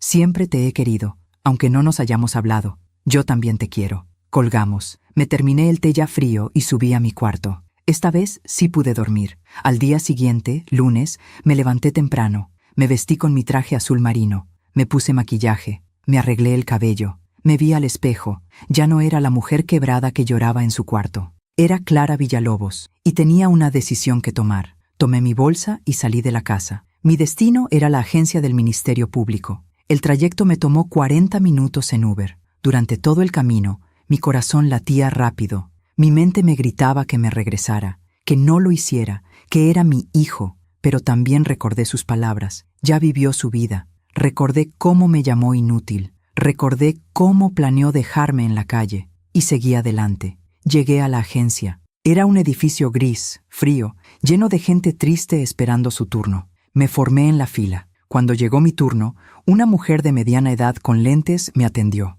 ¿En qué le puedo ayudar, señora? Respiré hondo. Vengo a presentar una denuncia por fraude y falsificación de documento. ¿Sabe quién cometió el delito? Otra respiración profunda. Sí, mi hijo. La mujer levantó la vista sorprendida, pero se recuperó rápido y tomó notas. Entiendo. ¿Puede darme los detalles? Durante 2 horas le conté todo. Le mostré los documentos del banco, las copias de los préstamos, los estados de cuenta, todo. Ella escribió cada detalle con paciencia. Esto es suficiente para abrir una carpeta de investigación, dijo finalmente. El Ministerio Público va a citar a su hijo para que rinda declaración. Si se comprueba el fraude, puede enfrentar de 3 a 9 años de prisión. Las palabras me cayeron como piedras. 3 a 9 años. Mi hijo. En prisión. ¿Quiere proceder con la denuncia?, preguntó la mujer. Mi mano temblaba sobre la mesa. Pensé en todo. En el niño que fue. En el hombre en el que se convirtió. En sus risas de infancia. En sus insultos de adulto. En el reloj que le regalé con amor. En los préstamos que sacó con mi nombre. En las promesas que me hizo. En la traición que planeó. Y entonces pensé en mí. En mis 60 años. En mis años por vivir. En mi casa. En mi dignidad. En mi derecho a existir sin ser destruida. Sí, dije finalmente. Quiero proceder. La mujer me entregó los papeles. Los firmé uno por uno con mano temblorosa pero firme. Cuando salí de la agencia, eran las 2 de la tarde. El sol brillaba. La ciudad seguía su ritmo normal. La gente caminaba por las calles sin saber que yo acababa de hacer lo más difícil de mi vida. Acababa de denunciar a mi propio hijo. Me senté en una banca del parque que estaba frente a la agencia y lloré. Lloré por todo lo que había perdido. Lloré por todo lo que nunca iba a recuperar. Lloré por el niño que amé y que ya no existía. Pero también lloré de alivio, porque finalmente había dejado de ser víctima. Finalmente me había defendido. Finalmente había dicho, no, esto no está bien, y no voy a permitirlo. Mi celular sonó. Era Patricia. ¿Lo hiciste? Sí. ¿Cómo te sientes? No lo sé. Rota, pero también liberada. Eso es normal. Hiciste lo correcto, Clara. Lo difícil, pero lo correcto. ¿Tú crees? Estoy segura. Nos quedamos en silencio por un momento. Llego mañana en la tarde, dijo Patricia. Me voy a quedar contigo unos días. No quiero que estés sola. Gracias, hermana. Para eso estamos. Esa noche, de regreso en mi casa, caminé por todas las habitaciones. Entré al cuarto de Emilio. Estaba vacío, excepto por algunos muebles. Ya no olía a su loción. Ya no había ropa tirada. Ya no había rastro de él. Me senté en su cama vacía, y por primera vez en meses no sentí dolor al estar ahí. Sentí paz. Una paz extraña, melancólica, pero real. Porque aunque había perdido a mi hijo, aunque nuestra relación probablemente nunca se iba a reparar, aunque enfrentaría meses difíciles de proceso legal y emocional, había ganado algo más importante. Me había ganado a mí misma de vuelta. Había recuperado mi voz, mi dignidad, mi vida, y nadie, ni siquiera mi propio hijo, me la iba a quitar nunca más. Patricia llegó al día siguiente, en un vuelo de mediodía. La fui a recoger al aeropuerto. Cuando la vi salir de la sala de llegadas con su maleta pequeña, me di cuenta de cuánto la había extrañado. Nos abrazamos durante largo rato. Ella olía a la misma loción floral que usaba desde que éramos niñas. Su abrazo era fuerte, protector, como el de una hermana mayor, aunque yo le llevaba 2 años. Aquí estoy, me susurró al oído, y solo con esas 2 palabras me sentí menos sola. De regreso a casa, Patricia no preguntó mucho. Solo puso su mano sobre la mía, mientras yo manejaba y me dejó ser. Cuando llegamos, le mostré la casa. Hacía años que no venía, desde el funeral de Roberto, para ser exactos. Se ve igual, dijo mirando la sala. Todavía puedo ver a Roberto sentado en ese sillón leyendo el periódico. Yo también. Y puedo ver a Emilio de niño corriendo por esas escaleras. Su voz se quebró un poco al decir su nombre. Lo siento mucho, Clara. Siento que hayas tenido que pasar por esto. Yo también. Le preparé la habitación de huéspedes. Esa noche cenamos juntas en la cocina. Preparé pozole, el platillo favorito de Patricia desde que éramos niñas. Mientras comíamos, ella me contó de su vida, de su esposo, de sus 3 hijos ya grandes, de su trabajo como maestra de primaria, de lo tranquila que era Guadalajara comparada con la Ciudad de México. No mencionó a Emilio, no mencionó la denuncia, solo habló de cosas normales, cotidianas, reconfortantes, y yo necesitaba eso. Necesitaba recordar que la vida seguía, que había cosas más allá del dolor. Al tercer día de que Patricia estaba conmigo, llegó una citación del Ministerio Público. Me la entregó un oficial. El sobre era blanco, oficial, con sellos y firmas. Lo abrí con manos temblorosas. Citatorio, asunto, carpeta de investigación 2674-2024. Se cita a la C. Clara Villalobos a comparecer el día viernes 18 de octubre a las 10:00 horas para ratificar su denuncia y ampliar declaración. Patricia leyó el documento sobre mi hombro. ¿Quieres que vaya contigo? ¿Puedes? Para eso vine. El viernes llegó más rápido de lo que esperaba. Patricia y yo nos vestimos formales. Yo con mi traje azul marino, ella con un vestido gris y un saco negro. Parecíamos abogadas, o tal vez parecíamos dos mujeres tratando de verse más fuertes de lo que se sentían. Llegamos a la agencia a las 9:30. Nos hicieron pasar a las 10 en punto. El agente del Ministerio Público era un hombre de unos 40 años, con lentes y corbata. Se veía cansado pero profesional. Señora Villalobos, buenos días. Soy el agente Pérez. Voy a llevar su caso. Buenos días. Ella es mi hermana, Patricia, dije señalándola. ¿Puede quedarse conmigo? Por supuesto. Nos sentamos frente a su escritorio. Bien, señora. He revisado su denuncia y los documentos que aportó. Tengo que decirle que tiene un caso sólido. Las firmas falsificadas son evidentes. Los bancos ya confirmaron que usted no solicitó esos préstamos, y el intento de transferencia de propiedad sin su consentimiento está documentado. ¿Qué sigue? Vamos a citar a su hijo para que rinda declaración. Si él acepta los cargos, puede haber un acuerdo reparatorio. Si no, el caso va a juicio. ¿Acuerdo reparatorio significa que no va a prisión? Depende. En casos de fraude entre familiares, especialmente cuando el acusado es hijo de la víctima, los jueces suelen ser más flexibles. Pero él tendría que devolver todo el dinero, pagar una multa y posiblemente cumplir con trabajos comunitarios o prisión preventiva. ¿Y si va a juicio? Si se demuestra su culpabilidad y con la evidencia que tenemos es casi seguro, puede enfrentar de 3 a 9 años de prisión efectiva. Las palabras flotaron en el aire como cuchillos. ¿Cuánto tiempo tengo para decidir si quiero seguir adelante?, pregunté. El agente me miró sorprendido. Señora, usted ya presentó la denuncia. El proceso ya comenzó. La única forma de detenerlo es retirando la denuncia, y solo puede hacer eso antes de que su hijo sea formalmente imputado. Una vez que lo citemos y rinda declaración, el proceso continúa, aunque usted quiera retirarse. Sentí que el aire me faltaba. ¿Cuándo lo van a citar? Esta semana. Probablemente en los próximos 3 días. 3 días. Solo tenía 3 días para decidir si realmente quería que mi hijo enfrentara las consecuencias de lo que había hecho. Salimos de la agencia en silencio. Patricia manejó de regreso porque yo no podía. Mis manos temblaban demasiado. Cuando llegamos a casa, me desplomé en el sofá. No puedo hacerle esto, dije con voz quebrada. No puedo mandarlo a la cárcel. Patricia se sentó a mi lado. Clara, mírame. Levanté la vista. ¿Qué hizo Emilio cuando te robó? ¿Pensó en ti? ¿Se preocupó por lo que te iba a pasar? No. ¿Y cuándo planeó venderte la casa y dejarte sin nada? ¿Pensó en dónde ibas a vivir?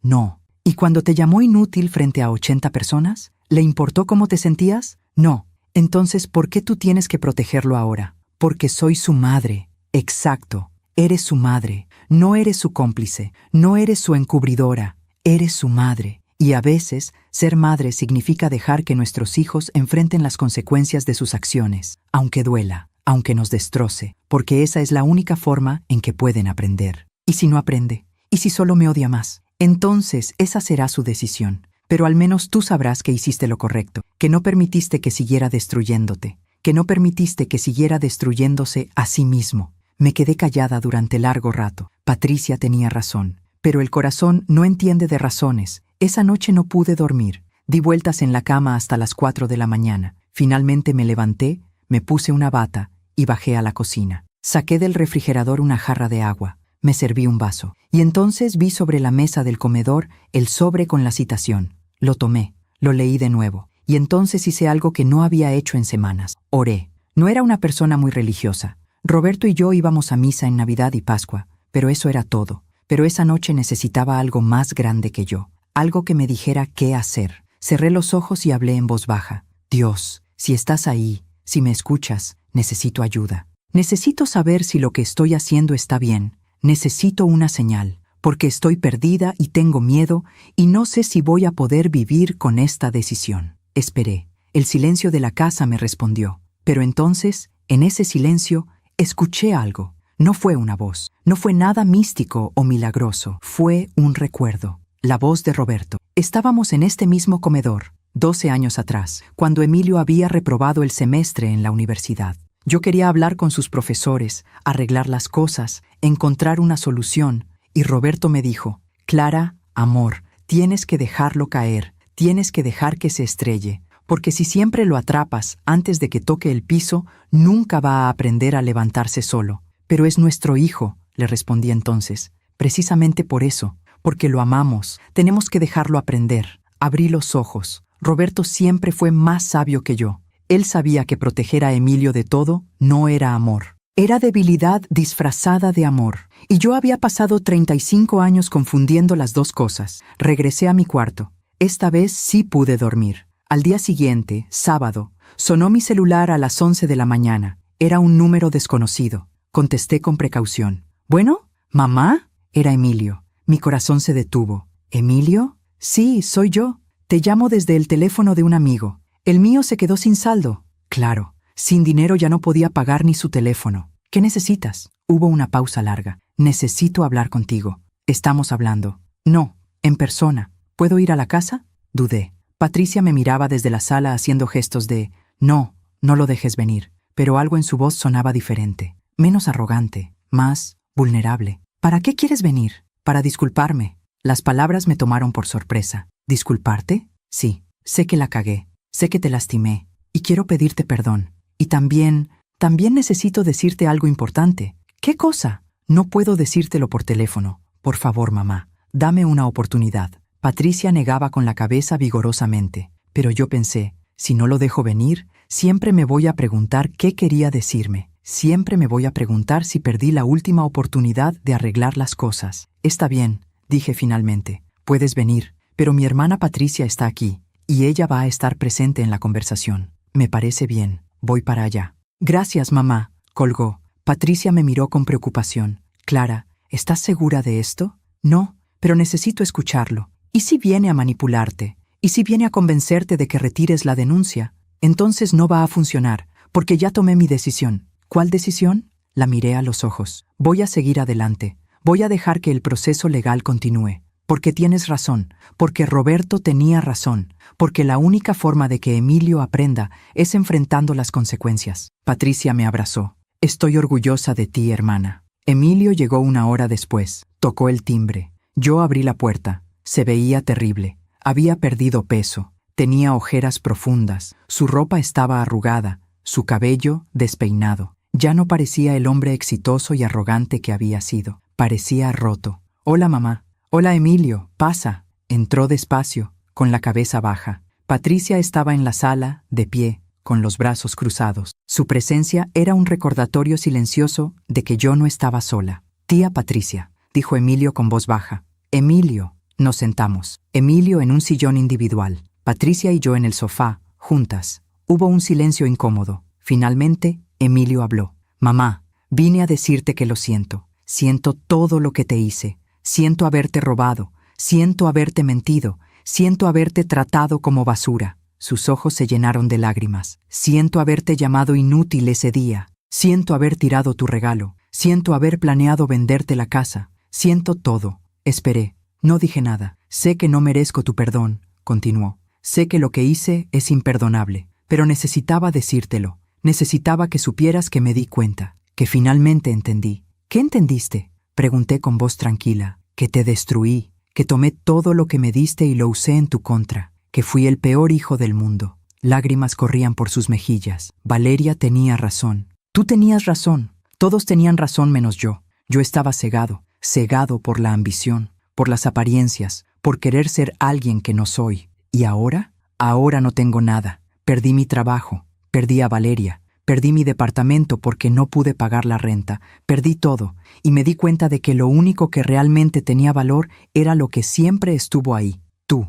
Me mordí el labio para no llorar, pero lo perdí. Te perdí, y lo entiendo. Entiendo si nunca me perdonas. Entiendo si quieres que me vaya y no vuelva nunca. Entiendo todo. Se limpió las lágrimas con el dorso de la mano. Solo quería decirte que lo siento, y que te amo. Siempre te amé, aunque no lo demostré. Aunque te hice sentir lo contrario. Te amo, mamá. El silencio que siguió fue denso, pesado. Yo quería correr hacia él. Quería abrazarlo, quería decirle que todo estaba bien, que lo perdonaba, que podíamos empezar de nuevo. Pero entonces recordé las palabras de Roberto: tienes que dejarlo caer. Y las palabras de Patricia: tienes que dejar que enfrente las consecuencias. Y respiré hondo. Emilio, dije finalmente, yo también te amo. Siempre te voy a amar, porque eres mi hijo. Eso nunca va a cambiar. Vi esperanza en sus ojos. Pero, continué, el amor no significa permitir que me destruyas. El amor no significa ser cómplice de tus errores. El amor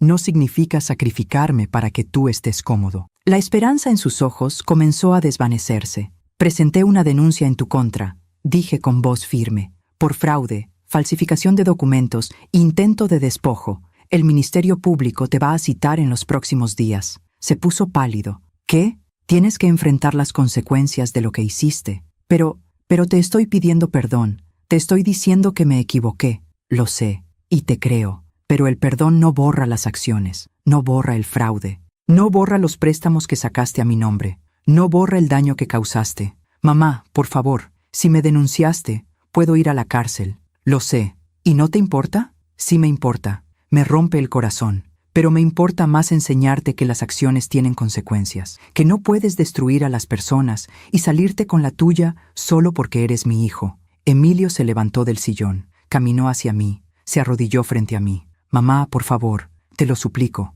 retira la denuncia. Yo te voy a pagar todo, te lo juro. Voy a conseguir trabajo, voy a cambiar, pero por favor, no dejes que me metan a la cárcel. Puso su cabeza en mi regazo como cuando era niño. Y mi corazón se rompió en 1000 pedazos, porque quería protegerlo, quería salvarlo, quería decir que sí, que retiraría todo, que le daría otra oportunidad.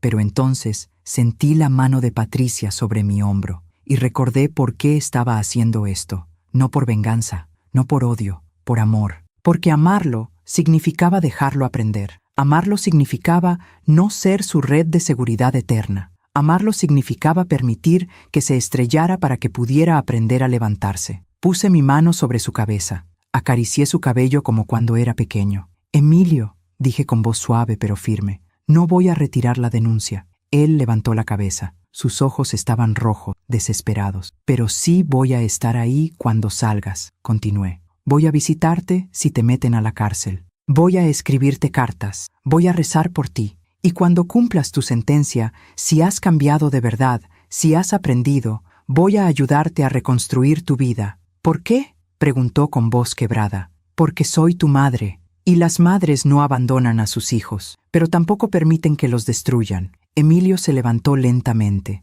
Nos miramos durante un largo momento, y en ese momento algo cambió entre nosotros. Ya no era la madre sumisa y el hijo abusivo. Éramos dos personas rotas tratando de encontrar una forma de sanar. Entiendo, dijo finalmente. ¿De verdad? Sí. Creo que es lo que necesito. Creo que si me salvo de esto, nunca voy a aprender. Nunca voy a cambiar. Asentí. Te amo, mamá. Yo también te amo, hijo. Caminó hacia la puerta. Antes de salir, se volteó. Gracias. ¿Por qué? Por no rendirte conmigo, por amarme lo suficiente para dejarme caer. Y se fue. Cuando la puerta se cerró, me desplomé en el sofá. Patricia me abrazó mientras yo lloraba. Lloré por mi hijo, lloré por mí, lloré por todo lo que habíamos perdido y todo lo que tal vez algún día podríamos recuperar. Pero también sentí algo más, paz, una paz profunda, real, merecida, porque finalmente había hecho lo correcto, lo difícil, lo doloroso, pero lo correcto. Y aunque el camino que venía iba a ser duro,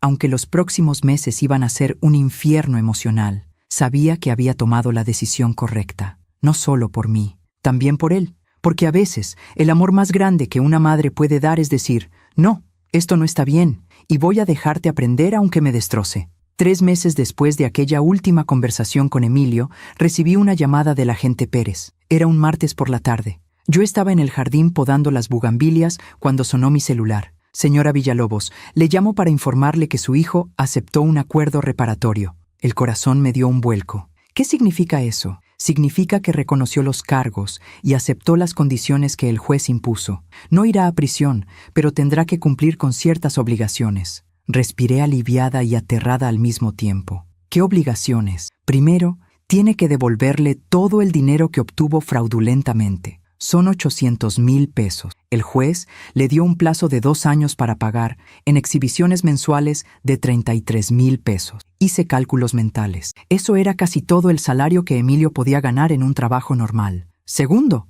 continuó el agente, tiene que realizar 500 horas de servicio comunitario en un asilo de ancianos. El juez consideró apropiado que aprendiera a valorar a las personas mayores. No pude evitar una sonrisa amarga. Había justicia poética en eso. Tercero, queda con antecedentes penales. No puede salir del país sin autorización judicial. Y si vuelve a cometer un delito similar en los próximos 5 años, automáticamente se activa una sentencia de 6 años de prisión. Entiendo. ¿Está de acuerdo con este resultado, señora? Lo pensé durante unos segundos. ¿Estaba de acuerdo? ¿Era suficiente? No, no era suficiente para reparar todo el daño, pero era justo. Sí, dije finalmente. Estoy de acuerdo. Perfecto. Le vamos a enviar los documentos oficiales por correo. Y su hijo tiene que empezar a pagarle a partir del próximo mes. Colgué el teléfono y me quedé sentada en la banca del jardín durante largo rato. Emilio no iría a la cárcel, pero tampoco se había salido con la suya.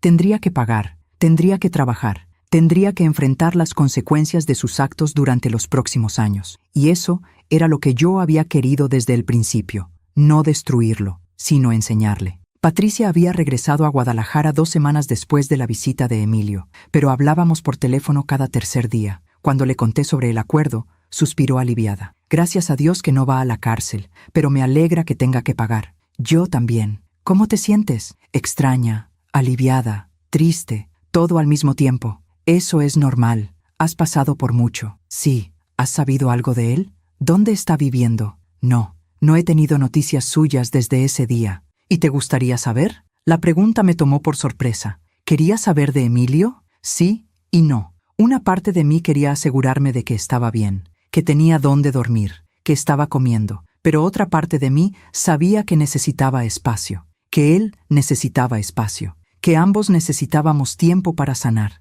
Creo que es mejor así, dije finalmente. Él sabe dónde encontrarme cuando esté listo. Pasaron 2 meses más. La vida empezó a sentirse diferente, más ligera, más mía. Sin la presencia de Emilio, la casa ya no se sentía como un campo de batalla. Se sentía como un hogar de nuevo. Empecé a hacer cosas que no había hecho en años. Volví a tomar clases de pintura los martes por la tarde. Me inscribí en un club de lectura en la biblioteca del barrio. Invité a amigas que había descuidado durante años porque Emilio siempre necesitaba algo. Una tarde, mientras tomaba café con Gloria, una amiga de la universidad, ella me dijo algo que me impactó. Clara, te ves diferente. ¿Diferente cómo? No sé, más viva. Como si hubieras despertado después de mucho tiempo dormida. Sonreí. Creo que sí desperté. ¿Qué pasó? ¿Conociste a alguien? Me reí. No, todo lo contrario. Me encontré a mí misma. Gloria asintió como si entendiera perfectamente. A veces perdemos tanto de nosotras mismas en cuidar a otros que olvidamos quiénes éramos. Me alegra que te hayas encontrado de nuevo. Esa noche, en la soledad de mi casa, pensé en sus palabras. Había pasado 35 años siendo la mamá de Emilio. Toda mi identidad estaba atada a él, a su bienestar, a sus necesidades, a sus sueños. Pero, ¿qué había de mí? ¿Qué había de Clara? Por primera vez en décadas, podía hacer esa pregunta sin sentir culpa. Un sábado por la mañana, 2 semanas después, estaba en la cocina preparando pan de plátano cuando tocaron el timbre. Abrí la puerta sin pensar. Era Emilio. Pero no el Emilio que había visto hacía 5 meses. Este Emilio era diferente. Había perdido más peso, pero se veía saludable. Traía puestos jeans simples y una camisa de algodón. No ropa de marca, no relojes caros, solo ropa normal. Su cabello estaba más corto, peinado hacia atrás, y en sus ojos había algo que no había visto en años. Humildad. Hola, mamá. Emilio, no sabía que venías. Lo siento, debí haber llamado. Pero no estaba seguro si contestarías. Tenía razón. Pasa, dije haciéndome a un lado. Entró despacio, mirando la casa como si fuera la primera vez, como si estuviera viendo recuerdos en cada rincón. Huele rico, dijo. ¿Es pan de plátano? Sí, como el que hacías cuando yo era niño. El mismo. Nos sentamos en la sala. Había una distancia incómoda entre nosotros, como 2 extraños tratando de recordar cómo hablarse. Vine a traerte esto, dijo sacando un sobre de su mochila. Es el primer pago. Lo tomé. Adentro había 33,000 pesos en efectivo. No tenías que traerlo en persona. Podías depositarlo. Lo sé, pero quería verte. Quería contarte cómo me ha ido. Asentí. Conseguí trabajo, dijo con algo que sonaba a orgullo. En una ferretería. No es nada glamoroso. Atiendo clientes, acomodo cajas, hago entregas, pero es honesto y paga lo suficiente para vivir. Me alegra. Estoy viviendo en un cuarto rentado en la Narvarte. Es pequeño, comparto baño con otros 3 inquilinos, pero es mío, lo pago con mi dinero. Bien, y ya empecé el servicio comunitario. Voy 3 veces por semana al asilo San José. Al principio odiaba la idea, pero su voz se quebró un poco. Pero me di cuenta de algo. Esos viejitos del asilo, muchos están ahí porque sus hijos los abandonaron, porque sus familias decidieron que eran una carga. Y yo casi te hice lo mismo a ti, mamá. Las lágrimas comenzaron a correr por sus mejillas. Hay una señora que se llama Doña Refugio. Tiene 82 años. Nunca recibe visitas. Sus 3 hijos viven en la ciudad, pero no van a verla. Y ella se sienta todos los días junto a la ventana esperando que lleguen. Se limpió las lágrimas con el dorso de la mano. Cuando la veo, pienso en ti. Pienso en cómo te traté. Pienso en que pude haberte hecho lo mismo. Dejarte sola, olvidada, esperando. Emilio, no. Déjame terminar. Necesito decirte esto. Yo era un monstruo, mamá. Un monstruo egoísta, cruel, capaz de destruir a la persona que más me amaba en el mundo. Y no tengo excusa. No puedo culpar a nadie más. Fue mi decisión, mis acciones, mi responsabilidad. Respiró hondo. Pero quiero que sepas que estoy cambiando. De verdad.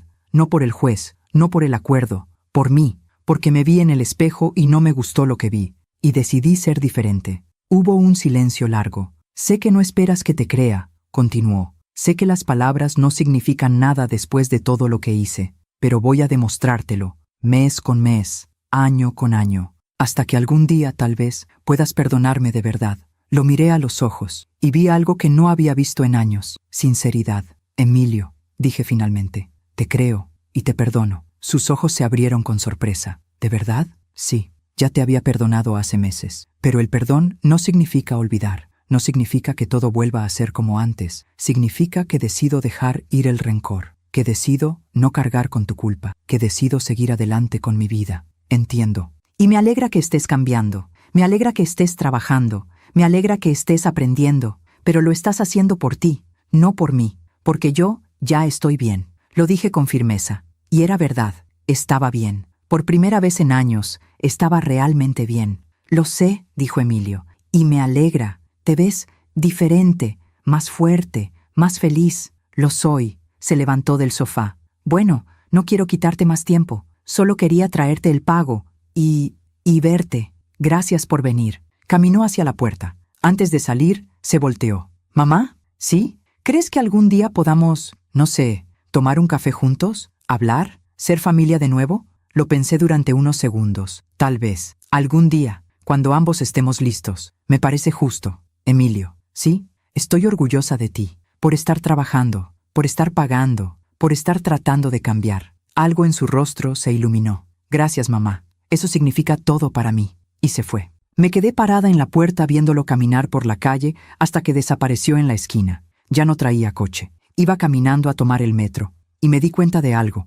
Eso era bueno. Caminar en vez de manejar mi coche. Trabajar en una ferretería en vez de pretender ser empresario. Vivir en un cuarto rentado en vez de vivir gratis en mi casa. Todo eso era bueno, porque era real, era humilde, era honesto. Y tal vez, solo tal vez, esa humildad lo salvaría. Los meses siguieron pasando. Emilio cumplía con sus pagos. Llegaban el primer día de cada mes, sin falta. A veces los traía en persona, a veces los depositaba. Cuando venía, platicábamos un rato. Me contaba de su trabajo, de las personas del asilo, de los pequeños logros de su día a día. Ya no era el hijo arrogante que presumía carros y viajes. Era un hombre trabajador tratando de reconstruir su vida desde cero. Y yo lo apoyaba, pero desde la distancia, con límites claros, con amor, pero también con dignidad.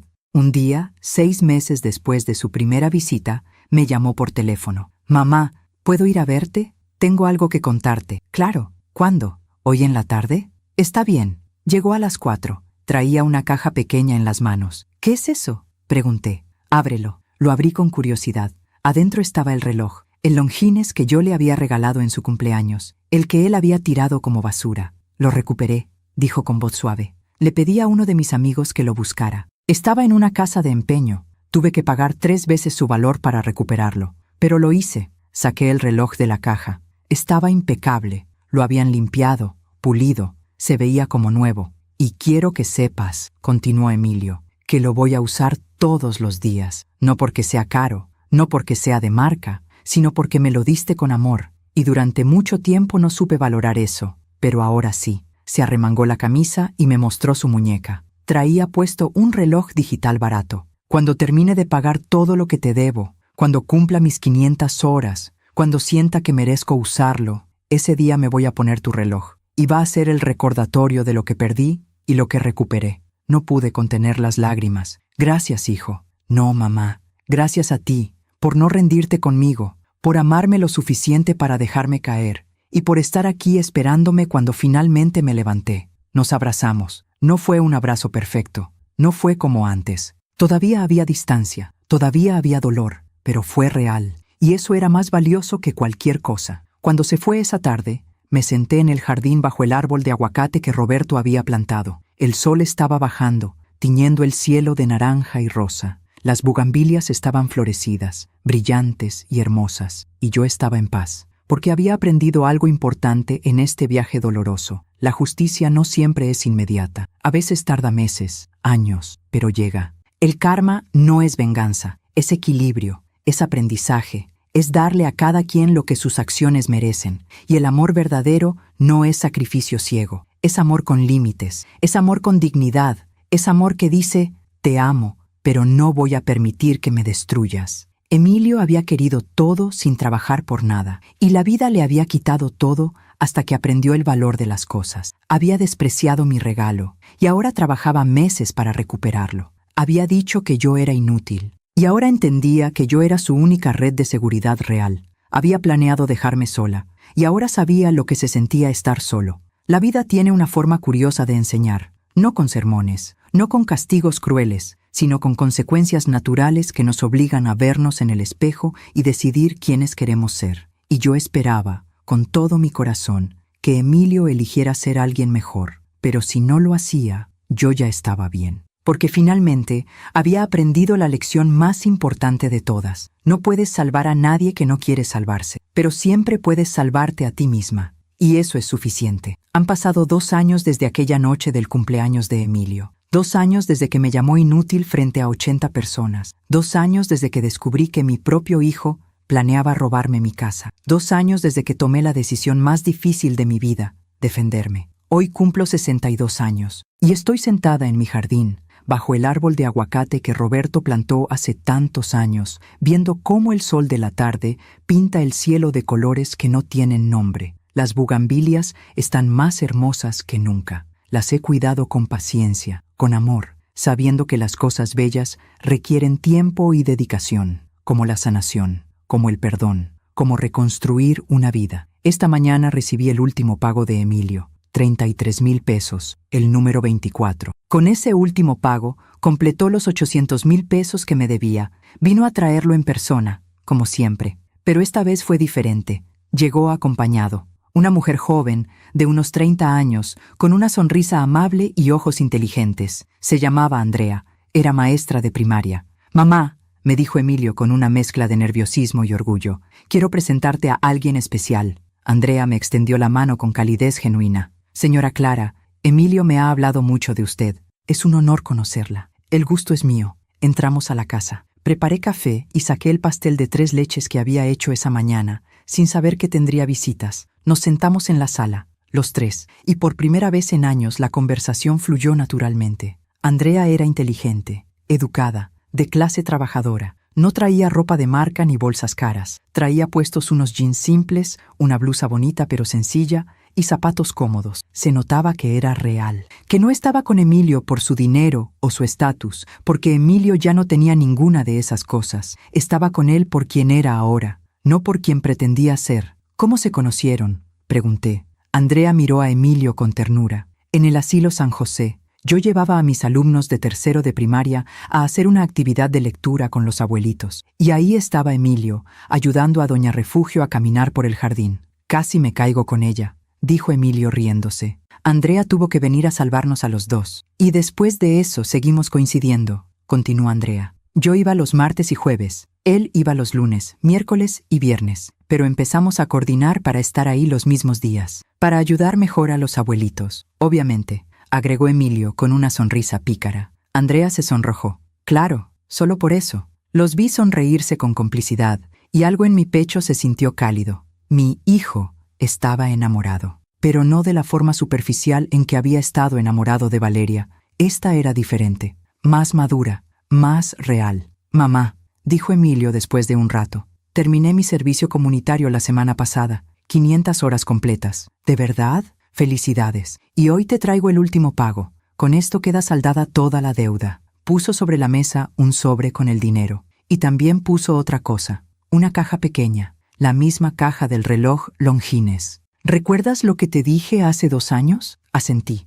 Que cuando terminara de pagar todo lo que te debía, cuando cumpliera mis 500 horas, cuando sintiera que lo merecía, ese día me pondría tu reloj. Abrió la caja. El reloj brillaba hermoso, intacto. Hoy es ese día. Se quitó el reloj digital barato que había usado durante 2 años. Lo dejó sobre la mesa con cuidado, como si fuera un tesoro. Este reloj, dijo tocándolo con respeto, me acompañó en los peores y mejores momentos de mi vida. Me recordó todos los días que estaba pagando por mis errores, que estaba trabajando por algo más grande que yo, que estaba reconstruyendo mi vida desde cero. Luego tomó el Longines, y este reloj, continuó, con la voz quebrándose un poco, representa todo lo que perdí y todo lo que recuperé. Representa tu amor, tu paciencia, tu fuerza. Representa el hombre que quiero ser, el hombre que debía haber sido siempre. Se puso el reloj en la muñeca. Le quedaba perfecto. Gracias, mamá,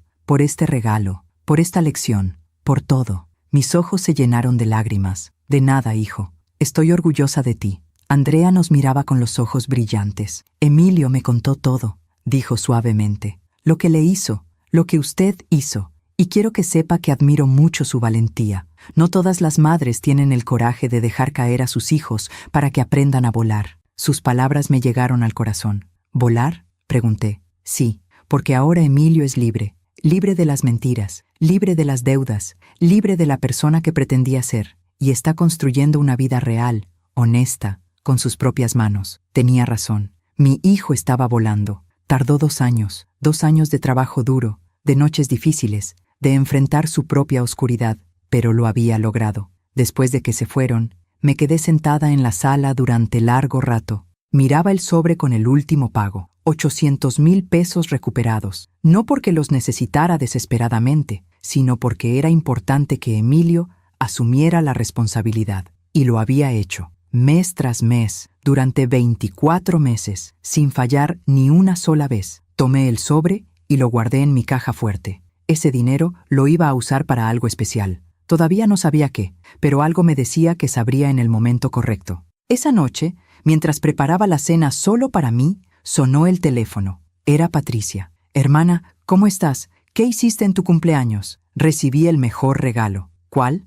Emilio vino, trajo a su novia y me dio el último pago. Ya terminó de saldar todo. Escuché un grito de alegría del otro lado de la línea. Gracias a Dios. ¿Y cómo se ve? ¿Cómo está? Diferente, completamente diferente. Se ve feliz, humilde, real. Me alegra tanto escuchar eso. ¿Y tú? ¿Cómo estás? Bien, mejor que bien. En paz. Te lo mereces, Clara. Te mereces toda la paz del mundo. Después de colgar, salí al jardín con una taza de té. La noche estaba fresca, estrellada, perfecta. Me senté en mi banca favorita y miré hacia el cielo. Roberto, dije en voz baja, como había hecho tantas veces en estos 2 años. Tenías razón, había que dejarlo caer. Dolió. Dios, cómo dolió, pero funcionó. El viento sopló suavemente, moviendo las hojas del árbol de aguacate, y sentí que Roberto me respondía, no con palabras, solo con paz. Los meses siguientes fueron tranquilos. Emilio venía a visitarme una vez al mes, siempre con Andrea. A veces me invitaban a comer fuera. Otras veces venían y cocinábamos juntos. Un domingo de agosto, Emilio llegó con noticias. Mamá, Me ascendieron en la ferretería. Ahora soy supervisor del área de construcción. Viene con un aumento de sueldo. ¡Qué maravilloso, hijo! Y Andrea y yo estamos ahorrando. Queremos rentar un departamento juntos. Algo pequeño, pero nuestro. Me parece perfecto. Se quedó callado un momento, como si estuviera reuniendo valor para decir algo. ¿Qué pasa?, pregunté. Mamá, ¿crees que algún día podrías, no sé, venir a ese departamento cuando lo tengamos? ¿Conocerlo? ¿Cenar con nosotros? Sonreí. Claro que sí. Su rostro se iluminó. ¿De verdad? De verdad.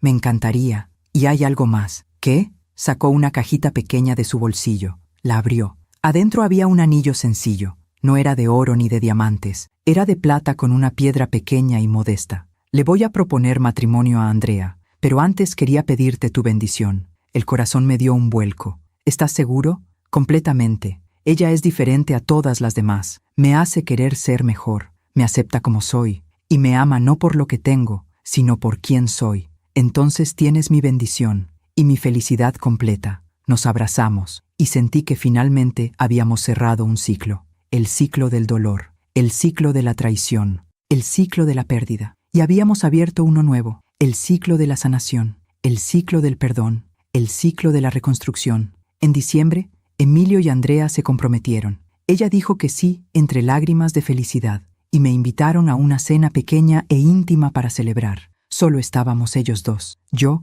Patricia, que viajó desde Guadalajara, y los padres de Andrea. Fue una noche hermosa, llena de risas, de historias, de planes para el futuro. Y por primera vez en años me sentí parte de una familia real. No una familia perfecta, no una familia sin cicatrices, pero una familia honesta. Una familia que había pasado por el fuego y había salido más fuerte. Cuando la noche terminó y todos se fueron, me quedé en mi casa sintiéndome completa. Me senté en mi cama y saqué de mi buró la fotografía vieja que siempre había guardado. La fotografía de Emilio a los 5 años, abrazándome en el jardín de mi madre, sonriendo con esa sonrisa limpia e inocente. La miré durante largo rato y me di cuenta de que ya no dolía. Ya no me preguntaba dónde había quedado ese niño, porque ahora entendía. Ese niño había crecido, había cometido errores terribles, se había perdido completamente, pero había encontrado el camino de regreso. Y el hombre en el que se había convertido era, en muchas formas, mejor que el niño que fue, porque había aprendido, había caído, había sufrido y había elegido levantarse. Guardé la fotografía de vuelta en el buró y saqué otra cosa que había guardado durante 2 años. El reloj digital barato que Emilio había usado todo ese tiempo. Él me lo había regalado cuando se puso el Longines. Quiero que lo guardes, me había dicho, como recordatorio, para que cuando tengas dudas de si hiciste lo correcto, lo veas y sepas que sí, que valió la pena, que me salvaste. Lo sostuve en mis manos. Era un reloj simple, de plástico negro, con números digitales verdes. Costaba tal vez 200 pesos, pero valía más que cualquier Rolex, porque representaba humildad. Representaba trabajo, representaba transformación. Lo guardé de vuelta en mi buró, junto a la fotografía. 2 símbolos, 2 etapas, el antes y el después, la caída y el vuelo. Esa noche dormí profundamente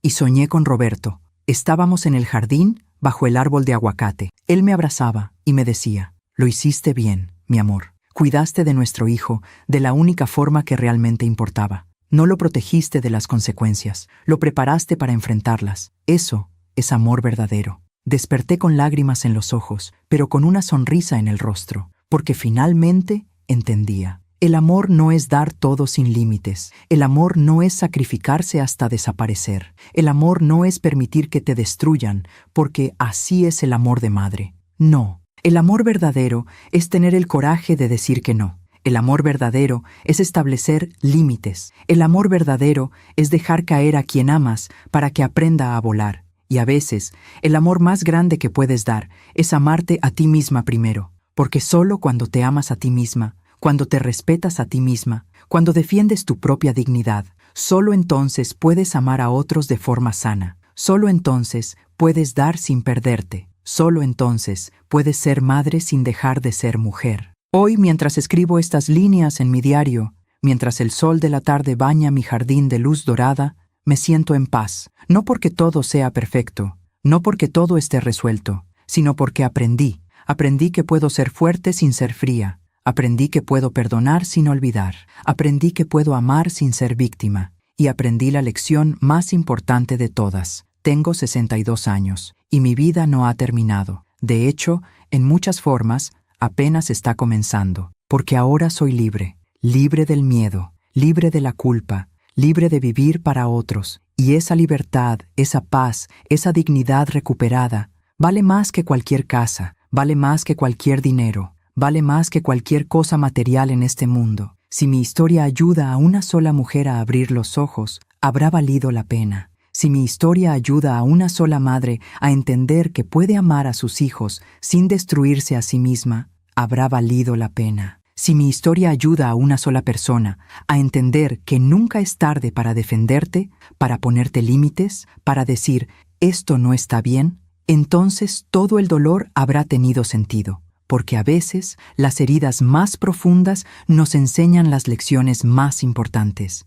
Y a veces perder todo es la única forma de encontrarte a ti misma. Me llamo Clara Villalobos, tengo 62 años y esta es mi historia. La historia de una mujer que fue traicionada por su propio hijo, que enfrentó el dolor más grande que una madre puede sentir, que tomó la decisión más difícil de su vida y que salió del otro lado más fuerte, más sabia, más completa. Si estás pasando por algo similar, si alguien a quien amas te está lastimando, si estás en una situación donde no sabes si ser fuerte o ser buena madre, déjame decirte algo. Ser fuerte es ser buena madre. Defenderte es ser buena madre. Poner límites es ser buena madre. Porque no puedes amar bien a otros si no te amas primero a ti misma. Y nunca, nunca, nunca es tarde para empezar. Gracias por escucharme hasta el final. Gracias por caminar conmigo por este viaje de dolor y sanación. Y recuerda, cada día es una oportunidad de elegir la dignidad sobre la sumisión,